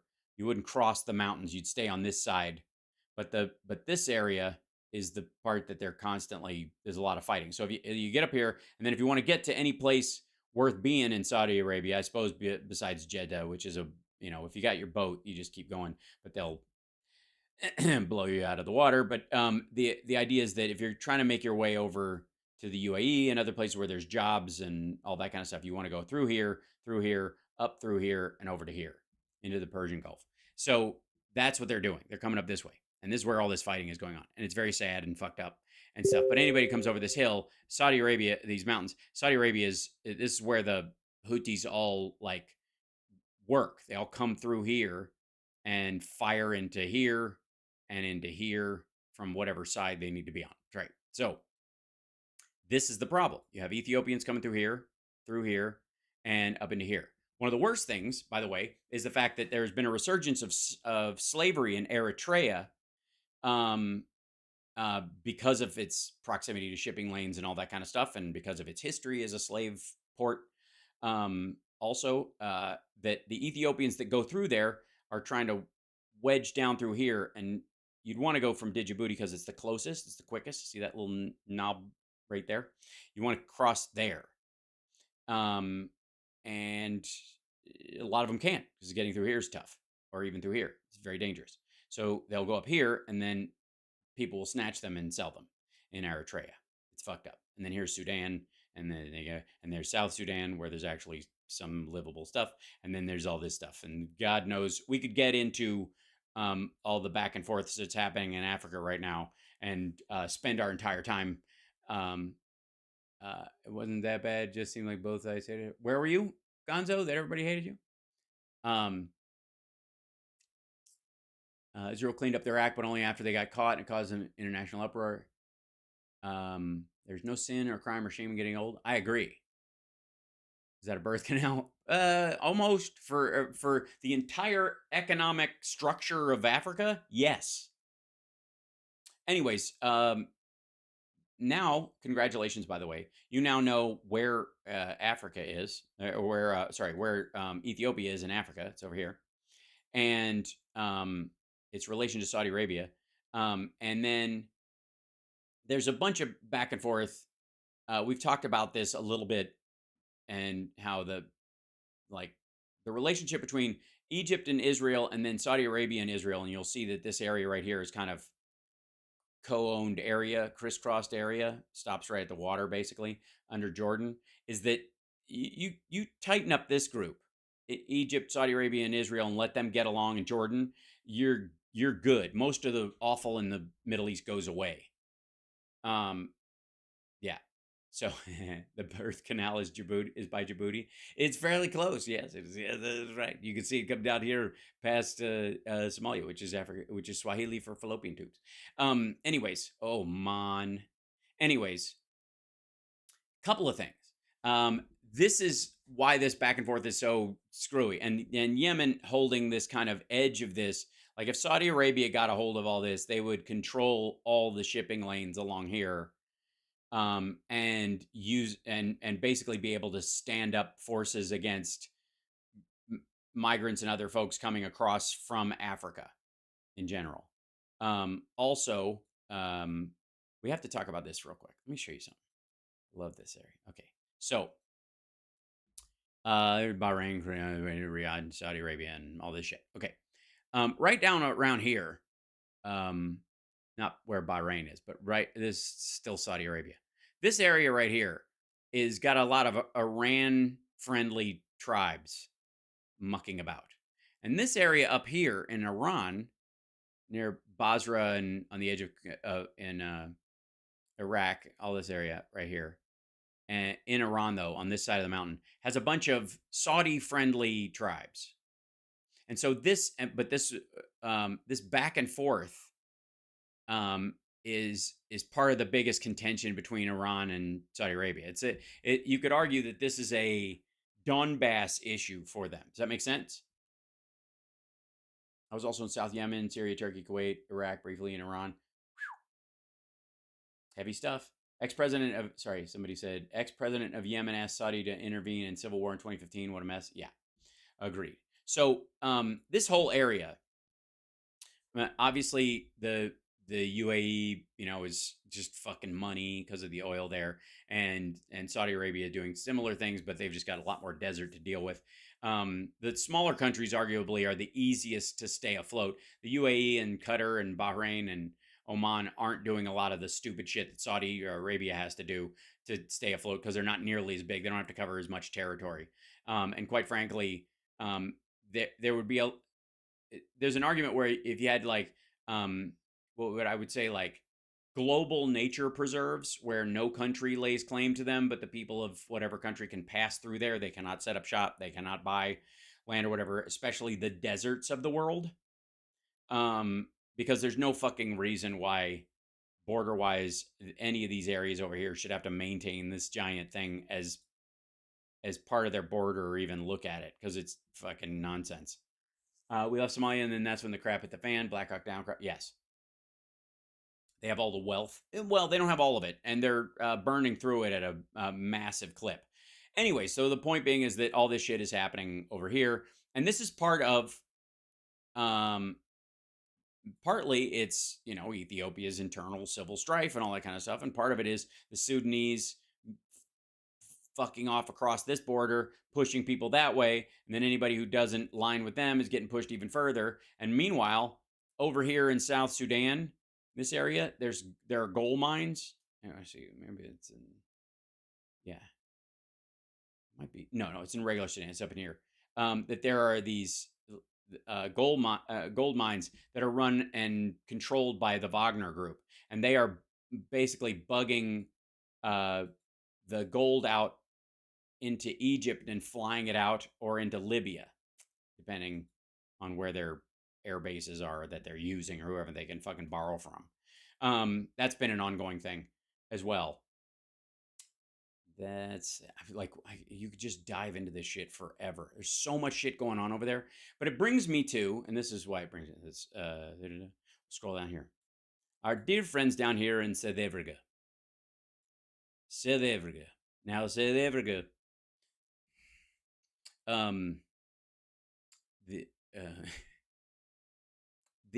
these fellows in South Africa, they've had a bit of a strange history, and the place is a bit of a wreck right now, And the reality, people are aware of Cape Town. They're let's see where Pretoria, I suppose, as well. Yeah, the rest have been kind of renamed. There's East London, whatever. Anyways, point being is that Bric, the currency, and we'll talk a little bit about this because I wanted to show you something. There was an article in, I want to say Bloomberg today, where they were talking about right at the same time the New York Post recognizes that that China and Russia's economy are taking a giant shit.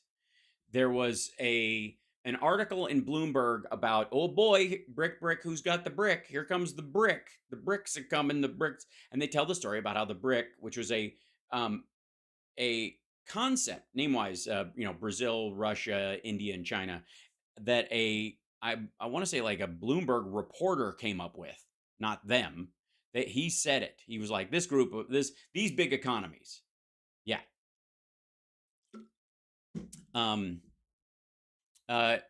Casey Miller, great work. Yeah, thanks for being here. Appreciate it. You have a lot to be proud of, and I have to say you're very lucky because your candidate wears a diaper, so he should be okay. Anyways, they talked about at one point adding this imaginary group, the Bric group. They added South Africa to it, creating Brics, and now it's Brics Plus, and the possibility that Saudi Arabia will join, or all these other countries, like Venezuela, Indonesia, whatever. Anyways, I found this article really fascinating. And by the way, let me jump over here and turn you guys back on so I can look at you right there. And we do have some trolls this morning. Thank you for being here. We appreciate the trolls being here. You help us with the algorithm more than almost anybody else. And I'm sorry that, again, like I said, your candidate has to wear a diaper. So let me look at this. I'm going to bring this up real quick. the and it's so funny when they, oh my god,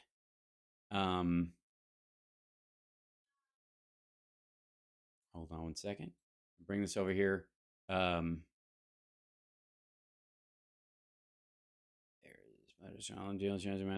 Okay, two things. Open up this one, and then I'll just do a search on their site for it because it's the best way to find it, I think. Search.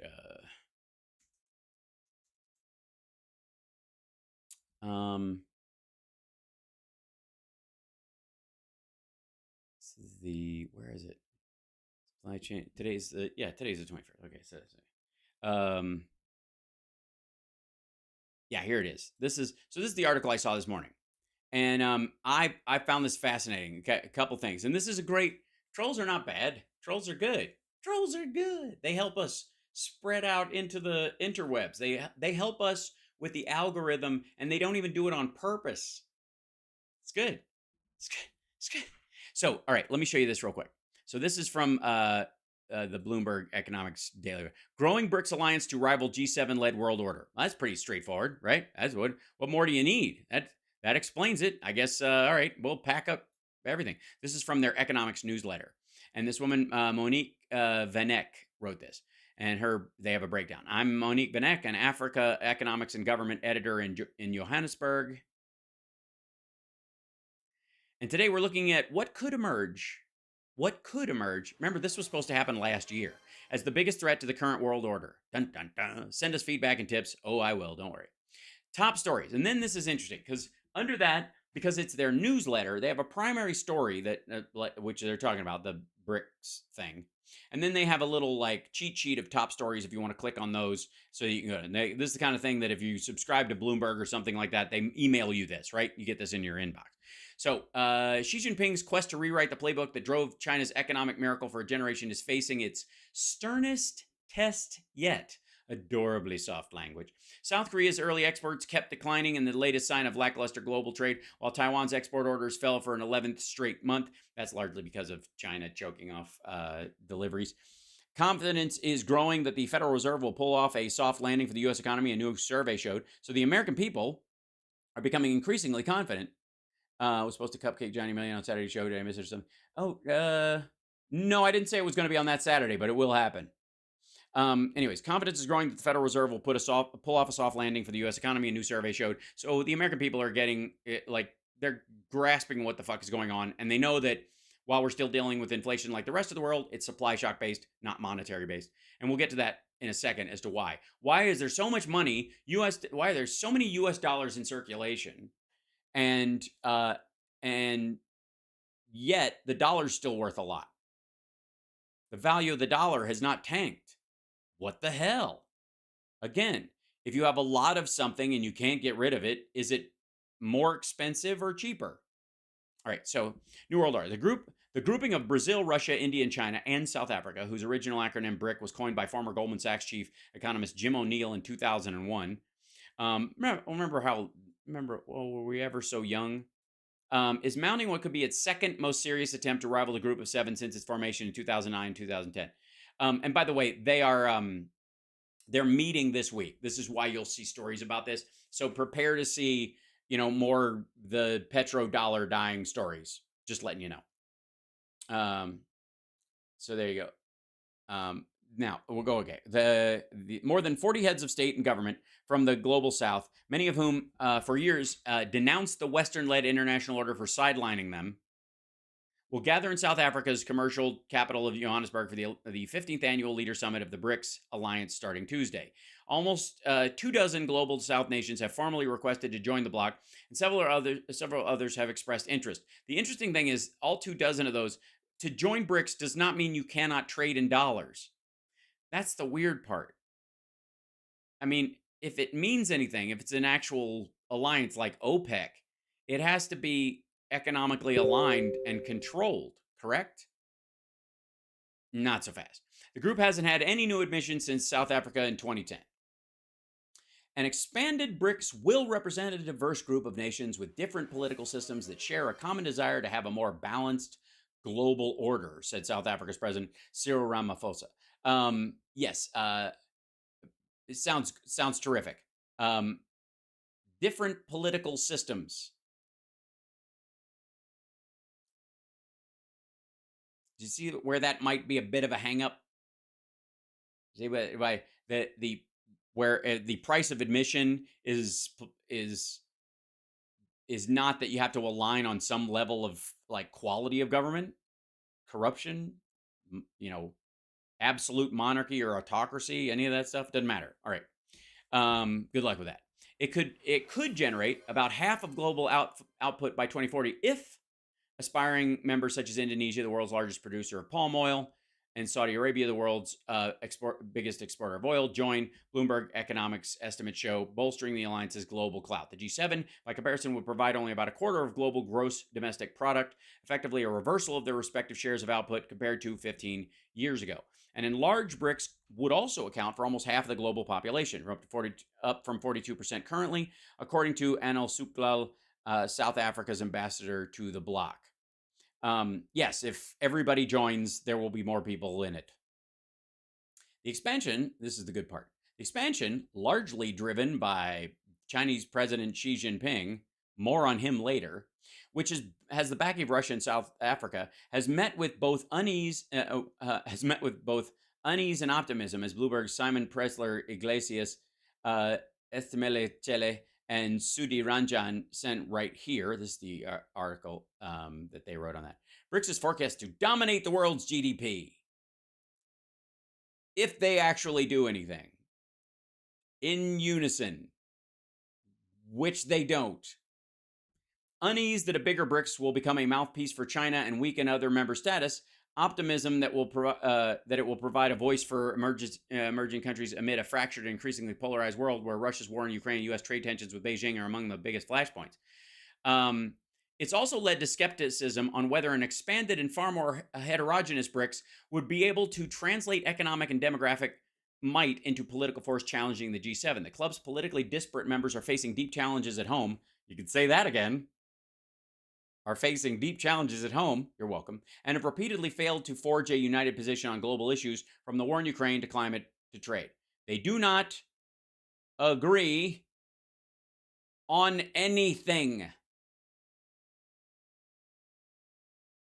Seriously, why is this even being discussed before this meeting? This is their 15th year meeting, and in 15 years, they have not issued a single joint activity that went anywhere. I mean, look to grouped bodies like the fucking UN or NATO or like I don't know, the CPTPP or the AUKUS or the Quad. Like every time they get together, they put forth a program, and their country, each country tries to work on the Paris Accord. You know what I'm talking about? Like they engage in actual activity. The Brics, they get together and there's some chest thumping, but everybody realizes that China wants to peg the Brics currency to the yuan and have utter control over the yuan. So who the fuck would use that? There are no checks and balances. If the Chinese Communist Party tomorrow wakes up and says, we want the yuan, we say the yuan is worth $5, that's, I mean, economically outside the country, it would fall apart everywhere. But it'd be true from that day forward. They would just act as if.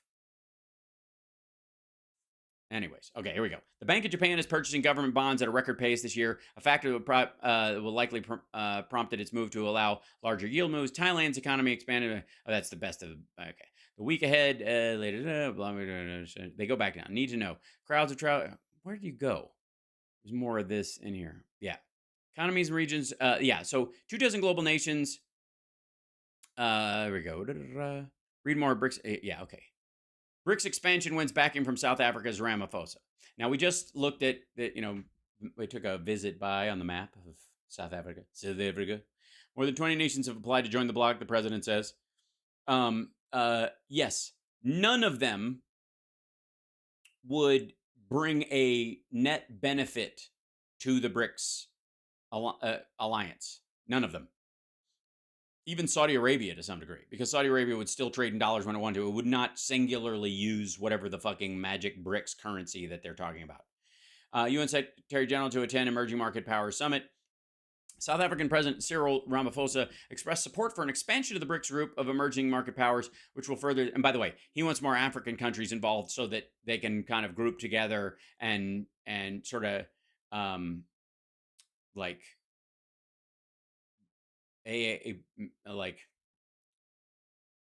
like Asian American Pacific Islander kind of grouping together for their currencies and their economic needs, because if they don't, China will just run right over them. And expanded BRICS will represent a diverse group of nations. Yeah, we read that part. It was nonsense. The leaders of it, Brazil, Russia, India, China, and South Africa, are due to hold 3 days of talks starting August 22nd, with a possible expansion high on the agenda. More than 20 nations have formally applied to join. To do what? Other than stop using the dollar, which is the thing. Okay. Promote greater roles in BRICS cooperation mechanism and global governance. Make the voice of BRICS stronger, says she. Formally, blah, blah, blah. There's a thing. They're gonna stack all this shit. Where is it?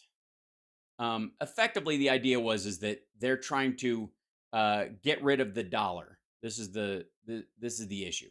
And this is a lovely picture of Xi Jinping meeting with Henry fucking Kissinger. And I can't think of anybody that people, maybe John Bolton, should meet with less than Henry fucking Kissinger. And this is a whole big, like, run it cold. Why Xi Jinping is letting China's economy flail. You misspelled fail, but I guess you leave that, whatever. Works.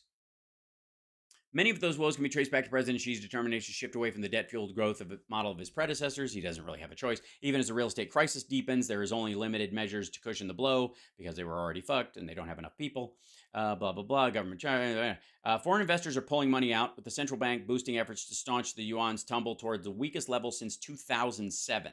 So this is let's go back to Xi Jinping. Nobody can compete with him. Top of his game. Smart guy. China told state banks to escalate yuan intervention. Onshore yuan fell toward lowest since 2007 amid weak sentiment. People's Bank of China used strong fixings, rate cuts to support confidence. I love this. China moves to support yuan through daily fixing. What that means is manipulation. Chinese policymakers, who says this? Chinese policymakers have the right tools, the experience, and confidence to maintain, quote, orderly functioning of the foreign exchange market, the central bank said. PBOC didn't immediately reply to a fax-seeking comment on yuan intervention. I think that might be part of the problem, is that you're still using faxes to contact them because they can't go on the internet. Offshore yuan extended in advance to trade as much as 0.5% stronger at 7.30 per dollar, while it rose to 0.4 in the onshore market. The so-called fixing, which limits the onshore yuan's moves by 2% on either side each day, is the PBOC's favorite tool for foreign exchange management. Yeah, they can manipulate 2% worth of their currency every single day, either direction, up or down, which is lunacy, I think is the word. Meanwhile, can I show you something else fun? Let's see, I'll open this up. Yeah, so I got to open this guy. First of all, I'm going to bring you guys back in here. Then I'm going to go to this one. Am I boring you guys with the math stuff yet? I know I am, aren't I? Speculative bets to the downside. We'll be quiet. This, ladies and gentlemen, China's credit expansion, a big miss. New loans in July were the lowest since 2009. Now, the U.S. right now, remember everybody's talking about how the rising interest rates are screwing everybody, and you can't borrow money, and nobody's borrowing money because the raising interest rates and the housing market is ground to a halt because speculative real estate investors are having a rough go of it. To which I would say, fuck them, because they're not even landlords. They don't even want to own the place and put people in it and rent it out. They just want to sit on it and watch the price go up and then sell it and it's way easier to sell it if there's nobody in it. And even still, where, let's see. Let's see if I will see. I'll see if I can find a comparative graph for our loans and stuff. But this is China's credit expansion, a big miss, lowest since 2000. The new yuan loans and total social financing. Look at this. That's not good. Trillions of yuan. This is it's at about 500,000. That's fucking, in a country that big, that's fucking terrible.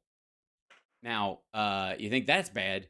Let me show you the consumer price index for these guys, which is right here. China consumer and producer prices drop together. This is what we would call deflation. I was telling you we were edging towards that, and then obviously oil and gas prices going up slightly staved it off a bit, and we have to the point where we're like, disinflation is where we're headed, but we're not actually cadavering into deflation because they didn't overcorrect. They eased it in. Meanwhile, China did not ease in. They went like that. That's the producer price index. How much stuff costs to make in 20, and here it is in 2020. Like it, and it was already going down. It was already like they were, like the production of goods versus selling them, they were in the green in some ways because it was this low, and then it spiked way up here. But now it's going down because nobody wants anything. Because you see this counter bubble right here, where or like consumer price index is going up while the producer price index is going down, and the core is like right in the middle. That's like a healthy burp in the middle of this, because they were the only people supplying shit, and they couldn't get rid of things fast enough, and everybody was stockpiling stuff. So that's what that happened. But this is not good. This is what's commonly referred to as absolute shit. Because we're back to 2016, 2015 numbers when China was effectively manipulating the cost of production by funding it under the table. So that if you'll notice, like these numbers stayed kind of relatively static and comfortable, manipulated, but still they stayed kind of humping along here. And then all this jaggedy happened. And then when this happened, look at this guy right here. Look, it dropped below zero. There it is. That's not good. This is burping up because they're making people sell stuff for more money, but it gets worse.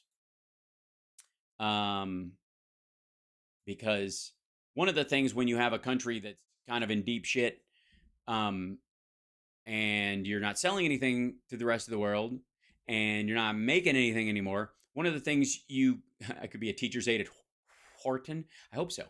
One of the things that you can count on is foreign investment. You can try to entice foreign investment in your country and make them, commit to building factories and that kind of stuff by giving them tax breaks and all kinds of shit like that, and cost of labor and blah, blah, blah, blah. Nope. This is, let's see way back here, still above zero, way back there. That's 1998, 2006. This is just basically the opening. People were like, oh shit. And they didn't know what it was going to turn into, but then, oh my God. And then right around 2006, you start seeing this like the factory floor of the world story kicks in, right about here. And then bobbity bow. And then 2008 has a cascading effect where people like that's a little later. And it leaves, but then they're investing in their own stuff. So this is the first of like Xi Jinping trying to muscle everybody out. We don't want your fucking money anymore. We'll do it ourselves. That's what this is. Where did your interest in China originate? Just curious. To be completely frank, being a huge Bruce Lee, Jackie Chan, Sammo Hung, Yuen Biao fan when I was a kid, and studying martial arts, and living in Kentucky, I could only study karate. That was the only martial art that was where we had a school in our town, so I studied that. But I always wanted to study kung fu specifically because I was fascinated by it, and I eventually did when I was when I moved to LA. In Chicago, there wasn't much for me to study there, although I did study a little Jeet Kune Do and take some classes and some other stuff, but not really lock into a long-term thing until I moved out and I started studying under John Fong, rest his soul, who taught me Kung Fu San Soo, and then I studied Wushu under Daniel Wong and his father. And anyways, or Jonathan Wong and his father, Daniel. And so I, for about 20 years studied it, and I loved it. And I loved aspects of the sort of the history behind it. And as they say, Kung Fu is bottomless. There's plenty to learn and know. So that's what excited me about it. What disappoints me is it's like watching one of your favorite things get burned to the ground. Any Aikido? No, not really. I studied Hapkido a little bit, and that I love. You're welcome, Eileen. I hope that answers the question. Yeah, not since 2016. And if you'll notice, the yellow up here, this is the inbound. This is what people have already invested and they're sticking with it, was way up here. See this? And all this over here, there was still people had over invested effectively for what was happening. And this was outbound, started dipping down. So it was more outbound money. As they started investing in other countries, people were like, oh, well, they don't need us anymore. Let's go where they're going. So a lot of these people, the black line, chased this. This is arguably the Belt and Road initiative thing. So anyways, we get over here. This is bad. This is all that's left. The leftover liabilities where they, companies that have made a commitment to, in investments and they're paying for their factories up. It's not that big. Look at that one right now. And it's not going to get better. This is just going to get worse. Everybody's bagging out. It's why they're trying to replace like investment from the United States and Europe with 100 tiny countries. Well, 65, but you know what I mean. And it's not going to work, just for the record. That said, you lovely people, I'll show you one more piece of bad news. Let's see. Oh, let's see. Yeah, this is the article. This might be the one I'm talking about. Yeah. Here we go. Yeah. So let's just go through this one. This will kind of bring you up to speed on a bunch of things. And then I'll let you go because I know it's a lot. Okay. Charting the global economy. U.S. stays on moderate inflation path. Jesus Christ. Between the Bloomberg, the Wall Street Journal, and the New York Post, they're sounding downright fucking bullish on Joe Biden.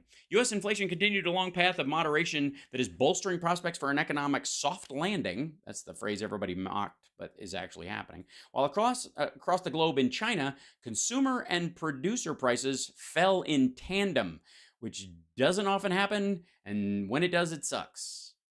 U.S. Core Consumer Price Index, a closely watched measure of underlying inflation, posted the smallest back-to-back advances since early 2021 and suggested central bankers will hold off raising interest rates next month. As we'll see. Meantime, deflation in China is a worrisome sign for global economic growth. And again, why the fuck do we track global economic growth on a communist country that has dislocated from the rest of the world's economy? Why?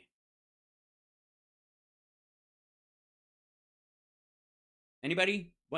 Why would you include that in your, if you're trying to come to a genuine sum, why would you include what is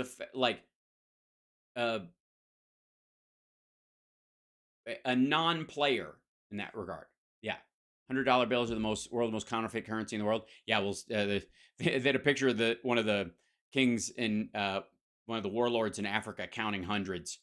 And you're like, that doesn't look that real, actually. Anyways, here are some of the charts that appeared in Bloomberg this week on the latest developments in the global economy. Here's the U.S. inflation right there, 0.2% month after month right there. It came down in September of 2022, and it's humped along. It's kind of bubbled up, and it bubbled up again, and then it dropped way to here. This is good. This is where it should stay, and it'll get closer to that and even out. A key measure of consumer prices rose only modestly for a second month, bolstering hopes that the Federal Reserve can tame inflation without sparking a recession. The back-to-back 0.2% monthly gains were the smallest in more than 2 years. Auto loan and credit card balances. Now, this is the other thing. U.S. consumers have added more than $1 trillion in aggregate credit card and car loan debt over the past decade. Because they can. Because more people are getting qualified. Because more people have jobs. Because more people, again, it's this idea that when people see these kinds of charts, they immediately fucking panic. Yeah. Credit card balances surpassed $1 trillion for the first time last quarter, showing how even more widespread credit has become among American consumers as the U.S. economy recovered from the pandemic. Chip hiring stalls. It's because we need more chip technicians than we have. It takes more than twice as long to fill several key semiconductor roles because we have so many jobs in the United States for these kind of things, and we need people to fill them. That's why you're going to see a bunch of stuff about workers' visa on high-tech jobs, and expect Arizona, Georgia, Florida, and Texas to be like really odd expect really odd messaging from them because that's where they need them. U.S. chipmakers are struggling to fill key positions as new study shows as a shortage of skilled labor threatens to hobble efforts to revive the domestic industry. It's also new to us in that terms as far as the volume of people needed. China's credit expansion, big miss. We looked at that one. China's consumer and producer prices dropped together. Ass. Surging surplus. This is Taiwan's trade surplus rises to a record. Now it's up here, but it's, it's been around here a bunch, and they don't make a ton of stuff. And tech-wise, they have a backup of two things, T and RAM. Yeah. China reports foreign direct investment drop. But tell me again how the Brics is going to be rock fucking solid. Here we go. And this is the other one too. One measure of new foreign investment in China fell to the lowest level in 25 years in the second quarter, fueling concerns about how much geopolitical tensions in the economy's slowing recovery can hurt businesses' confidence. Also, prove to me it's actually recovering. I've seen no evidence that it's actually recovering. I've seen a lot of tap dancing around the idea that it has to, but it does not. Let me be abundantly clear. When an emergency happens, when something happens, whether it's man-made or natural or whatever, the recovery from it is not a foregone conclusion. It kind of ought to be if you have a functioning society. In the United States, we expect it to be all the fucking time. I would notice if you, by the way, Miles, mind your business. People think the chat is so busy talking amongst themselves because I'm yammering on about this stuff that I would notice if they would notice if I walked away. I think they would. By the way, subscribe. I haven't even mentioned that this morning. Okay.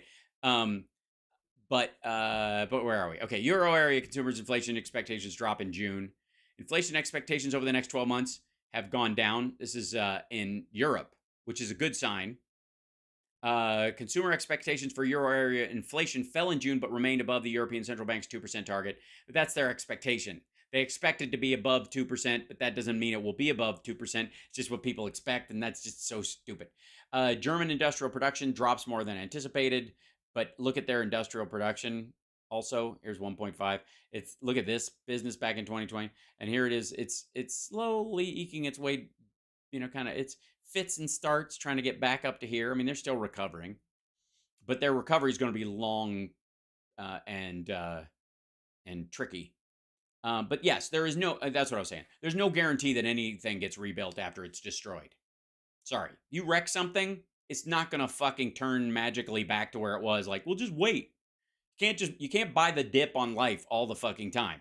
Sometimes it takes a lot of work, and sometimes when shit crashes, it's gone for good. Don't believe me? Ask the Soviet Union. Okay. Economy has yet to fully recover. Output lost during the pandemic. Change in GDP between fourth quarter 2019 and second quarter 2023. U.S. is doing better than anybody. Canada's right there. Italy's doing all right. Japan, France, Germany. UK's having a rough time. Maybe undo Brexit. Just saying. Maybe rejoin. Just saying. Because they did the same thing with their currency. A lot of the African countries are going through. The UK economy delivered its strongest quarterly growth in more than a year. Even with the modest 0.2% advance, the UK remains the only group of 7 countries that has yet to fully recover from the pandemic. Again, no guarantee it will. I'm hopeful. But people got to stop pretending that this is fucking automatic. That it doesn't take a lot of work. Because it means that it means your populace will view it as kind of like, why aren't they getting to this? Munch, munch. And then shit collapses around your fucking ears. Okay. This is an interesting thing. Tracking rice in diets, people who need rice. If you look at places where they rely on rice as far as their share of calories per day, when the price of rice goes up, it causes starvation in these certain areas where they rely heavier on ice than they do, say, on wheat or on corn or something like that. Obviously, Southeast Asia is a huge aspect of this, but also, Western Africa. Western South America and Western Africa, and then parts of the Middle East over here. There's good old our dear friend Saudi Arabia and Yemen and Oman. So here's the other one. This was fascinating.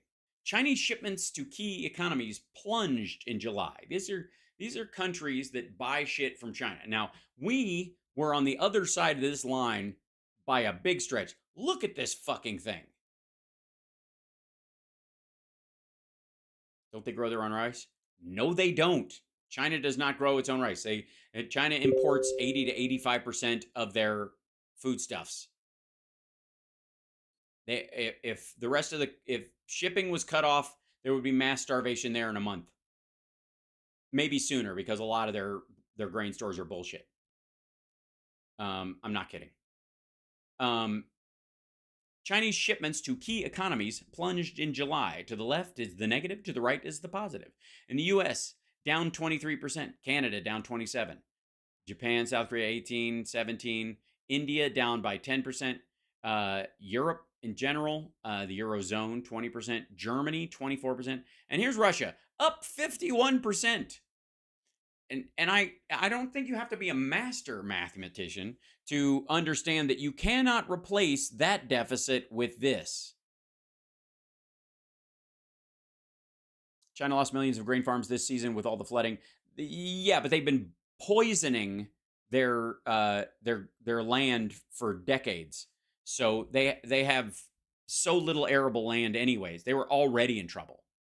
And then the government washed away a bunch of shit because they built dams and didn't care what was downstream. It's fucked up. It's just so stupid.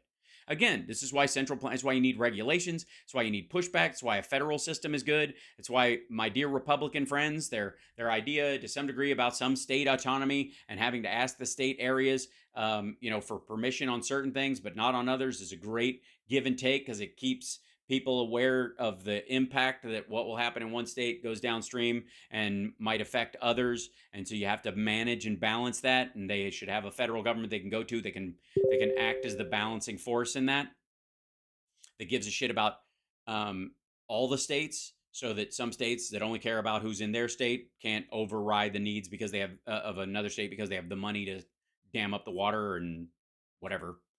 I don't know, build a weather system. Who gives a shit? But the point is, we're doing good. The U.S. is doing good, and definitely we've been through a struggle. Everybody is, and it doesn't there's this. It's interesting, and this is a reaction. Maybe we'll end on this because I think it's an important curiosity that I have, and this has to do with, I think, my optimistic stoicism concept. It is or Stoic optimism, however you'd like to look at it.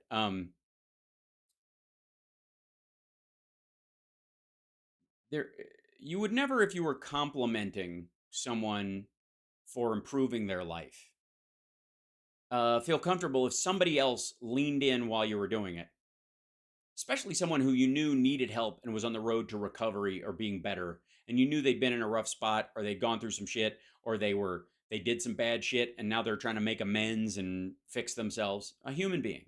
And you were complimenting on this, and them on this particular, on the growth that they had shown or the improvements that they had made.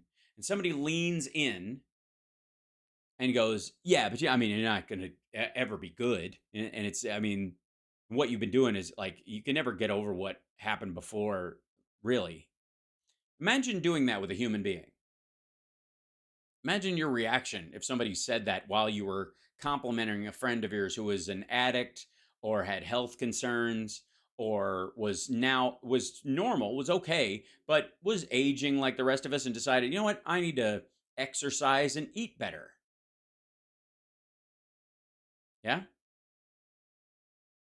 And they're just trying. They're just trying to improve themselves. And some dickhead leans in and goes, I don't know. What's the point? You shouldn't even do it. And you can't even do it. Which article is this on Bloomberg? The one with all the graphs? It's great. I will. I'll put that in the. Hold on. I will grab this, copy it, and I will put it in our.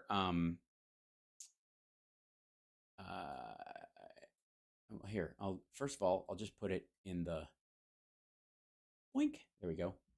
I'm putting it in the chat right there. There's the article. It's coming up in the restream, and Ireland's doing great. I'm glad to hear it. So, but you guys get the point I'm trying to make. If somebody were to lean in on anybody who's trying to improve themselves and say, well, fuck them, I don't know, I don't think I could ever forgive them. Were you born in September 69? I was indeed. Has a hot take today on the 14th. Oh, good. All right. I'm saying specifically that if you wouldn't do that with a human being, why would you do that with a group of human beings? Whatever label they give themselves, even if that label is Americans, and they believe in that somebody lives under the Constitution we live in. We have an electoral system, and we have a judicial system, and all this stuff, and with all its flaws, and we're trying to improve it all the time. Somebody lean in like an asshole and just go, yeah, it's never gonna fucking no. Because you're not just talking to the abstract of a flag or the Constitution itself. Well, thanks, Casey. I liked me and lab rats too, as you might have guessed by watching it. If you would do that with a person or a group of people, you're an asshole. And if you do it with a country in some ways, but for like a placeholder for the governing philosophy of the entire country, whether you're anti-authoritarian or autocratic or monarchs, for example, like a monarchy like the Saudis, for example, which in and of itself permanently stiffs the people from being able to wrest the control of the government away from that group of people and make it better themselves. They don't have a chance to improve it. The improvements or the wrecking of the place is at the whim of whoever's in control, and you have no say in that. And that's why I'm a big fan of democracy, and that's why I am indeed the Democratic establishment. That's me. I'm Hal Sparks, and you're watching The Morning Show. And I went way long today, and I realized that just now. Excellent. Thanks, Dragon X Flyer. I like me on that show too. It's been very helpful. I'm just saying. So I will see you guys this afternoon. We have a big show, no doubt. And I want to look at that Kudlow interview, which is apparently fucking horrible. You like me and the beekeeping gynecologist? It's a show. I have a show. I got to say, I have a TV show idea for the first time in a long time. Like, I have a bunch of good ideas, but I got a TV show idea that occurred to me a couple days ago, and I'm like, this might be the one that they'll let me do. There's a bunch I want to do, Buckaroo Banzai, but the one that it's an original idea where I was like, ooh, that's good. That's really good. It's to the point where I can only, thank you, CSL. I can literally see the poster in my head. The Lab Rats returning next year. I wish, but not quite yet. Chris and Brian have another show. But that said, all right, I'm gonna let you guys go because I've got a lot of prep to do for the rest of the show. There's a ton of stuff. We got so much stuff to do. And then, I mean, look, at some point.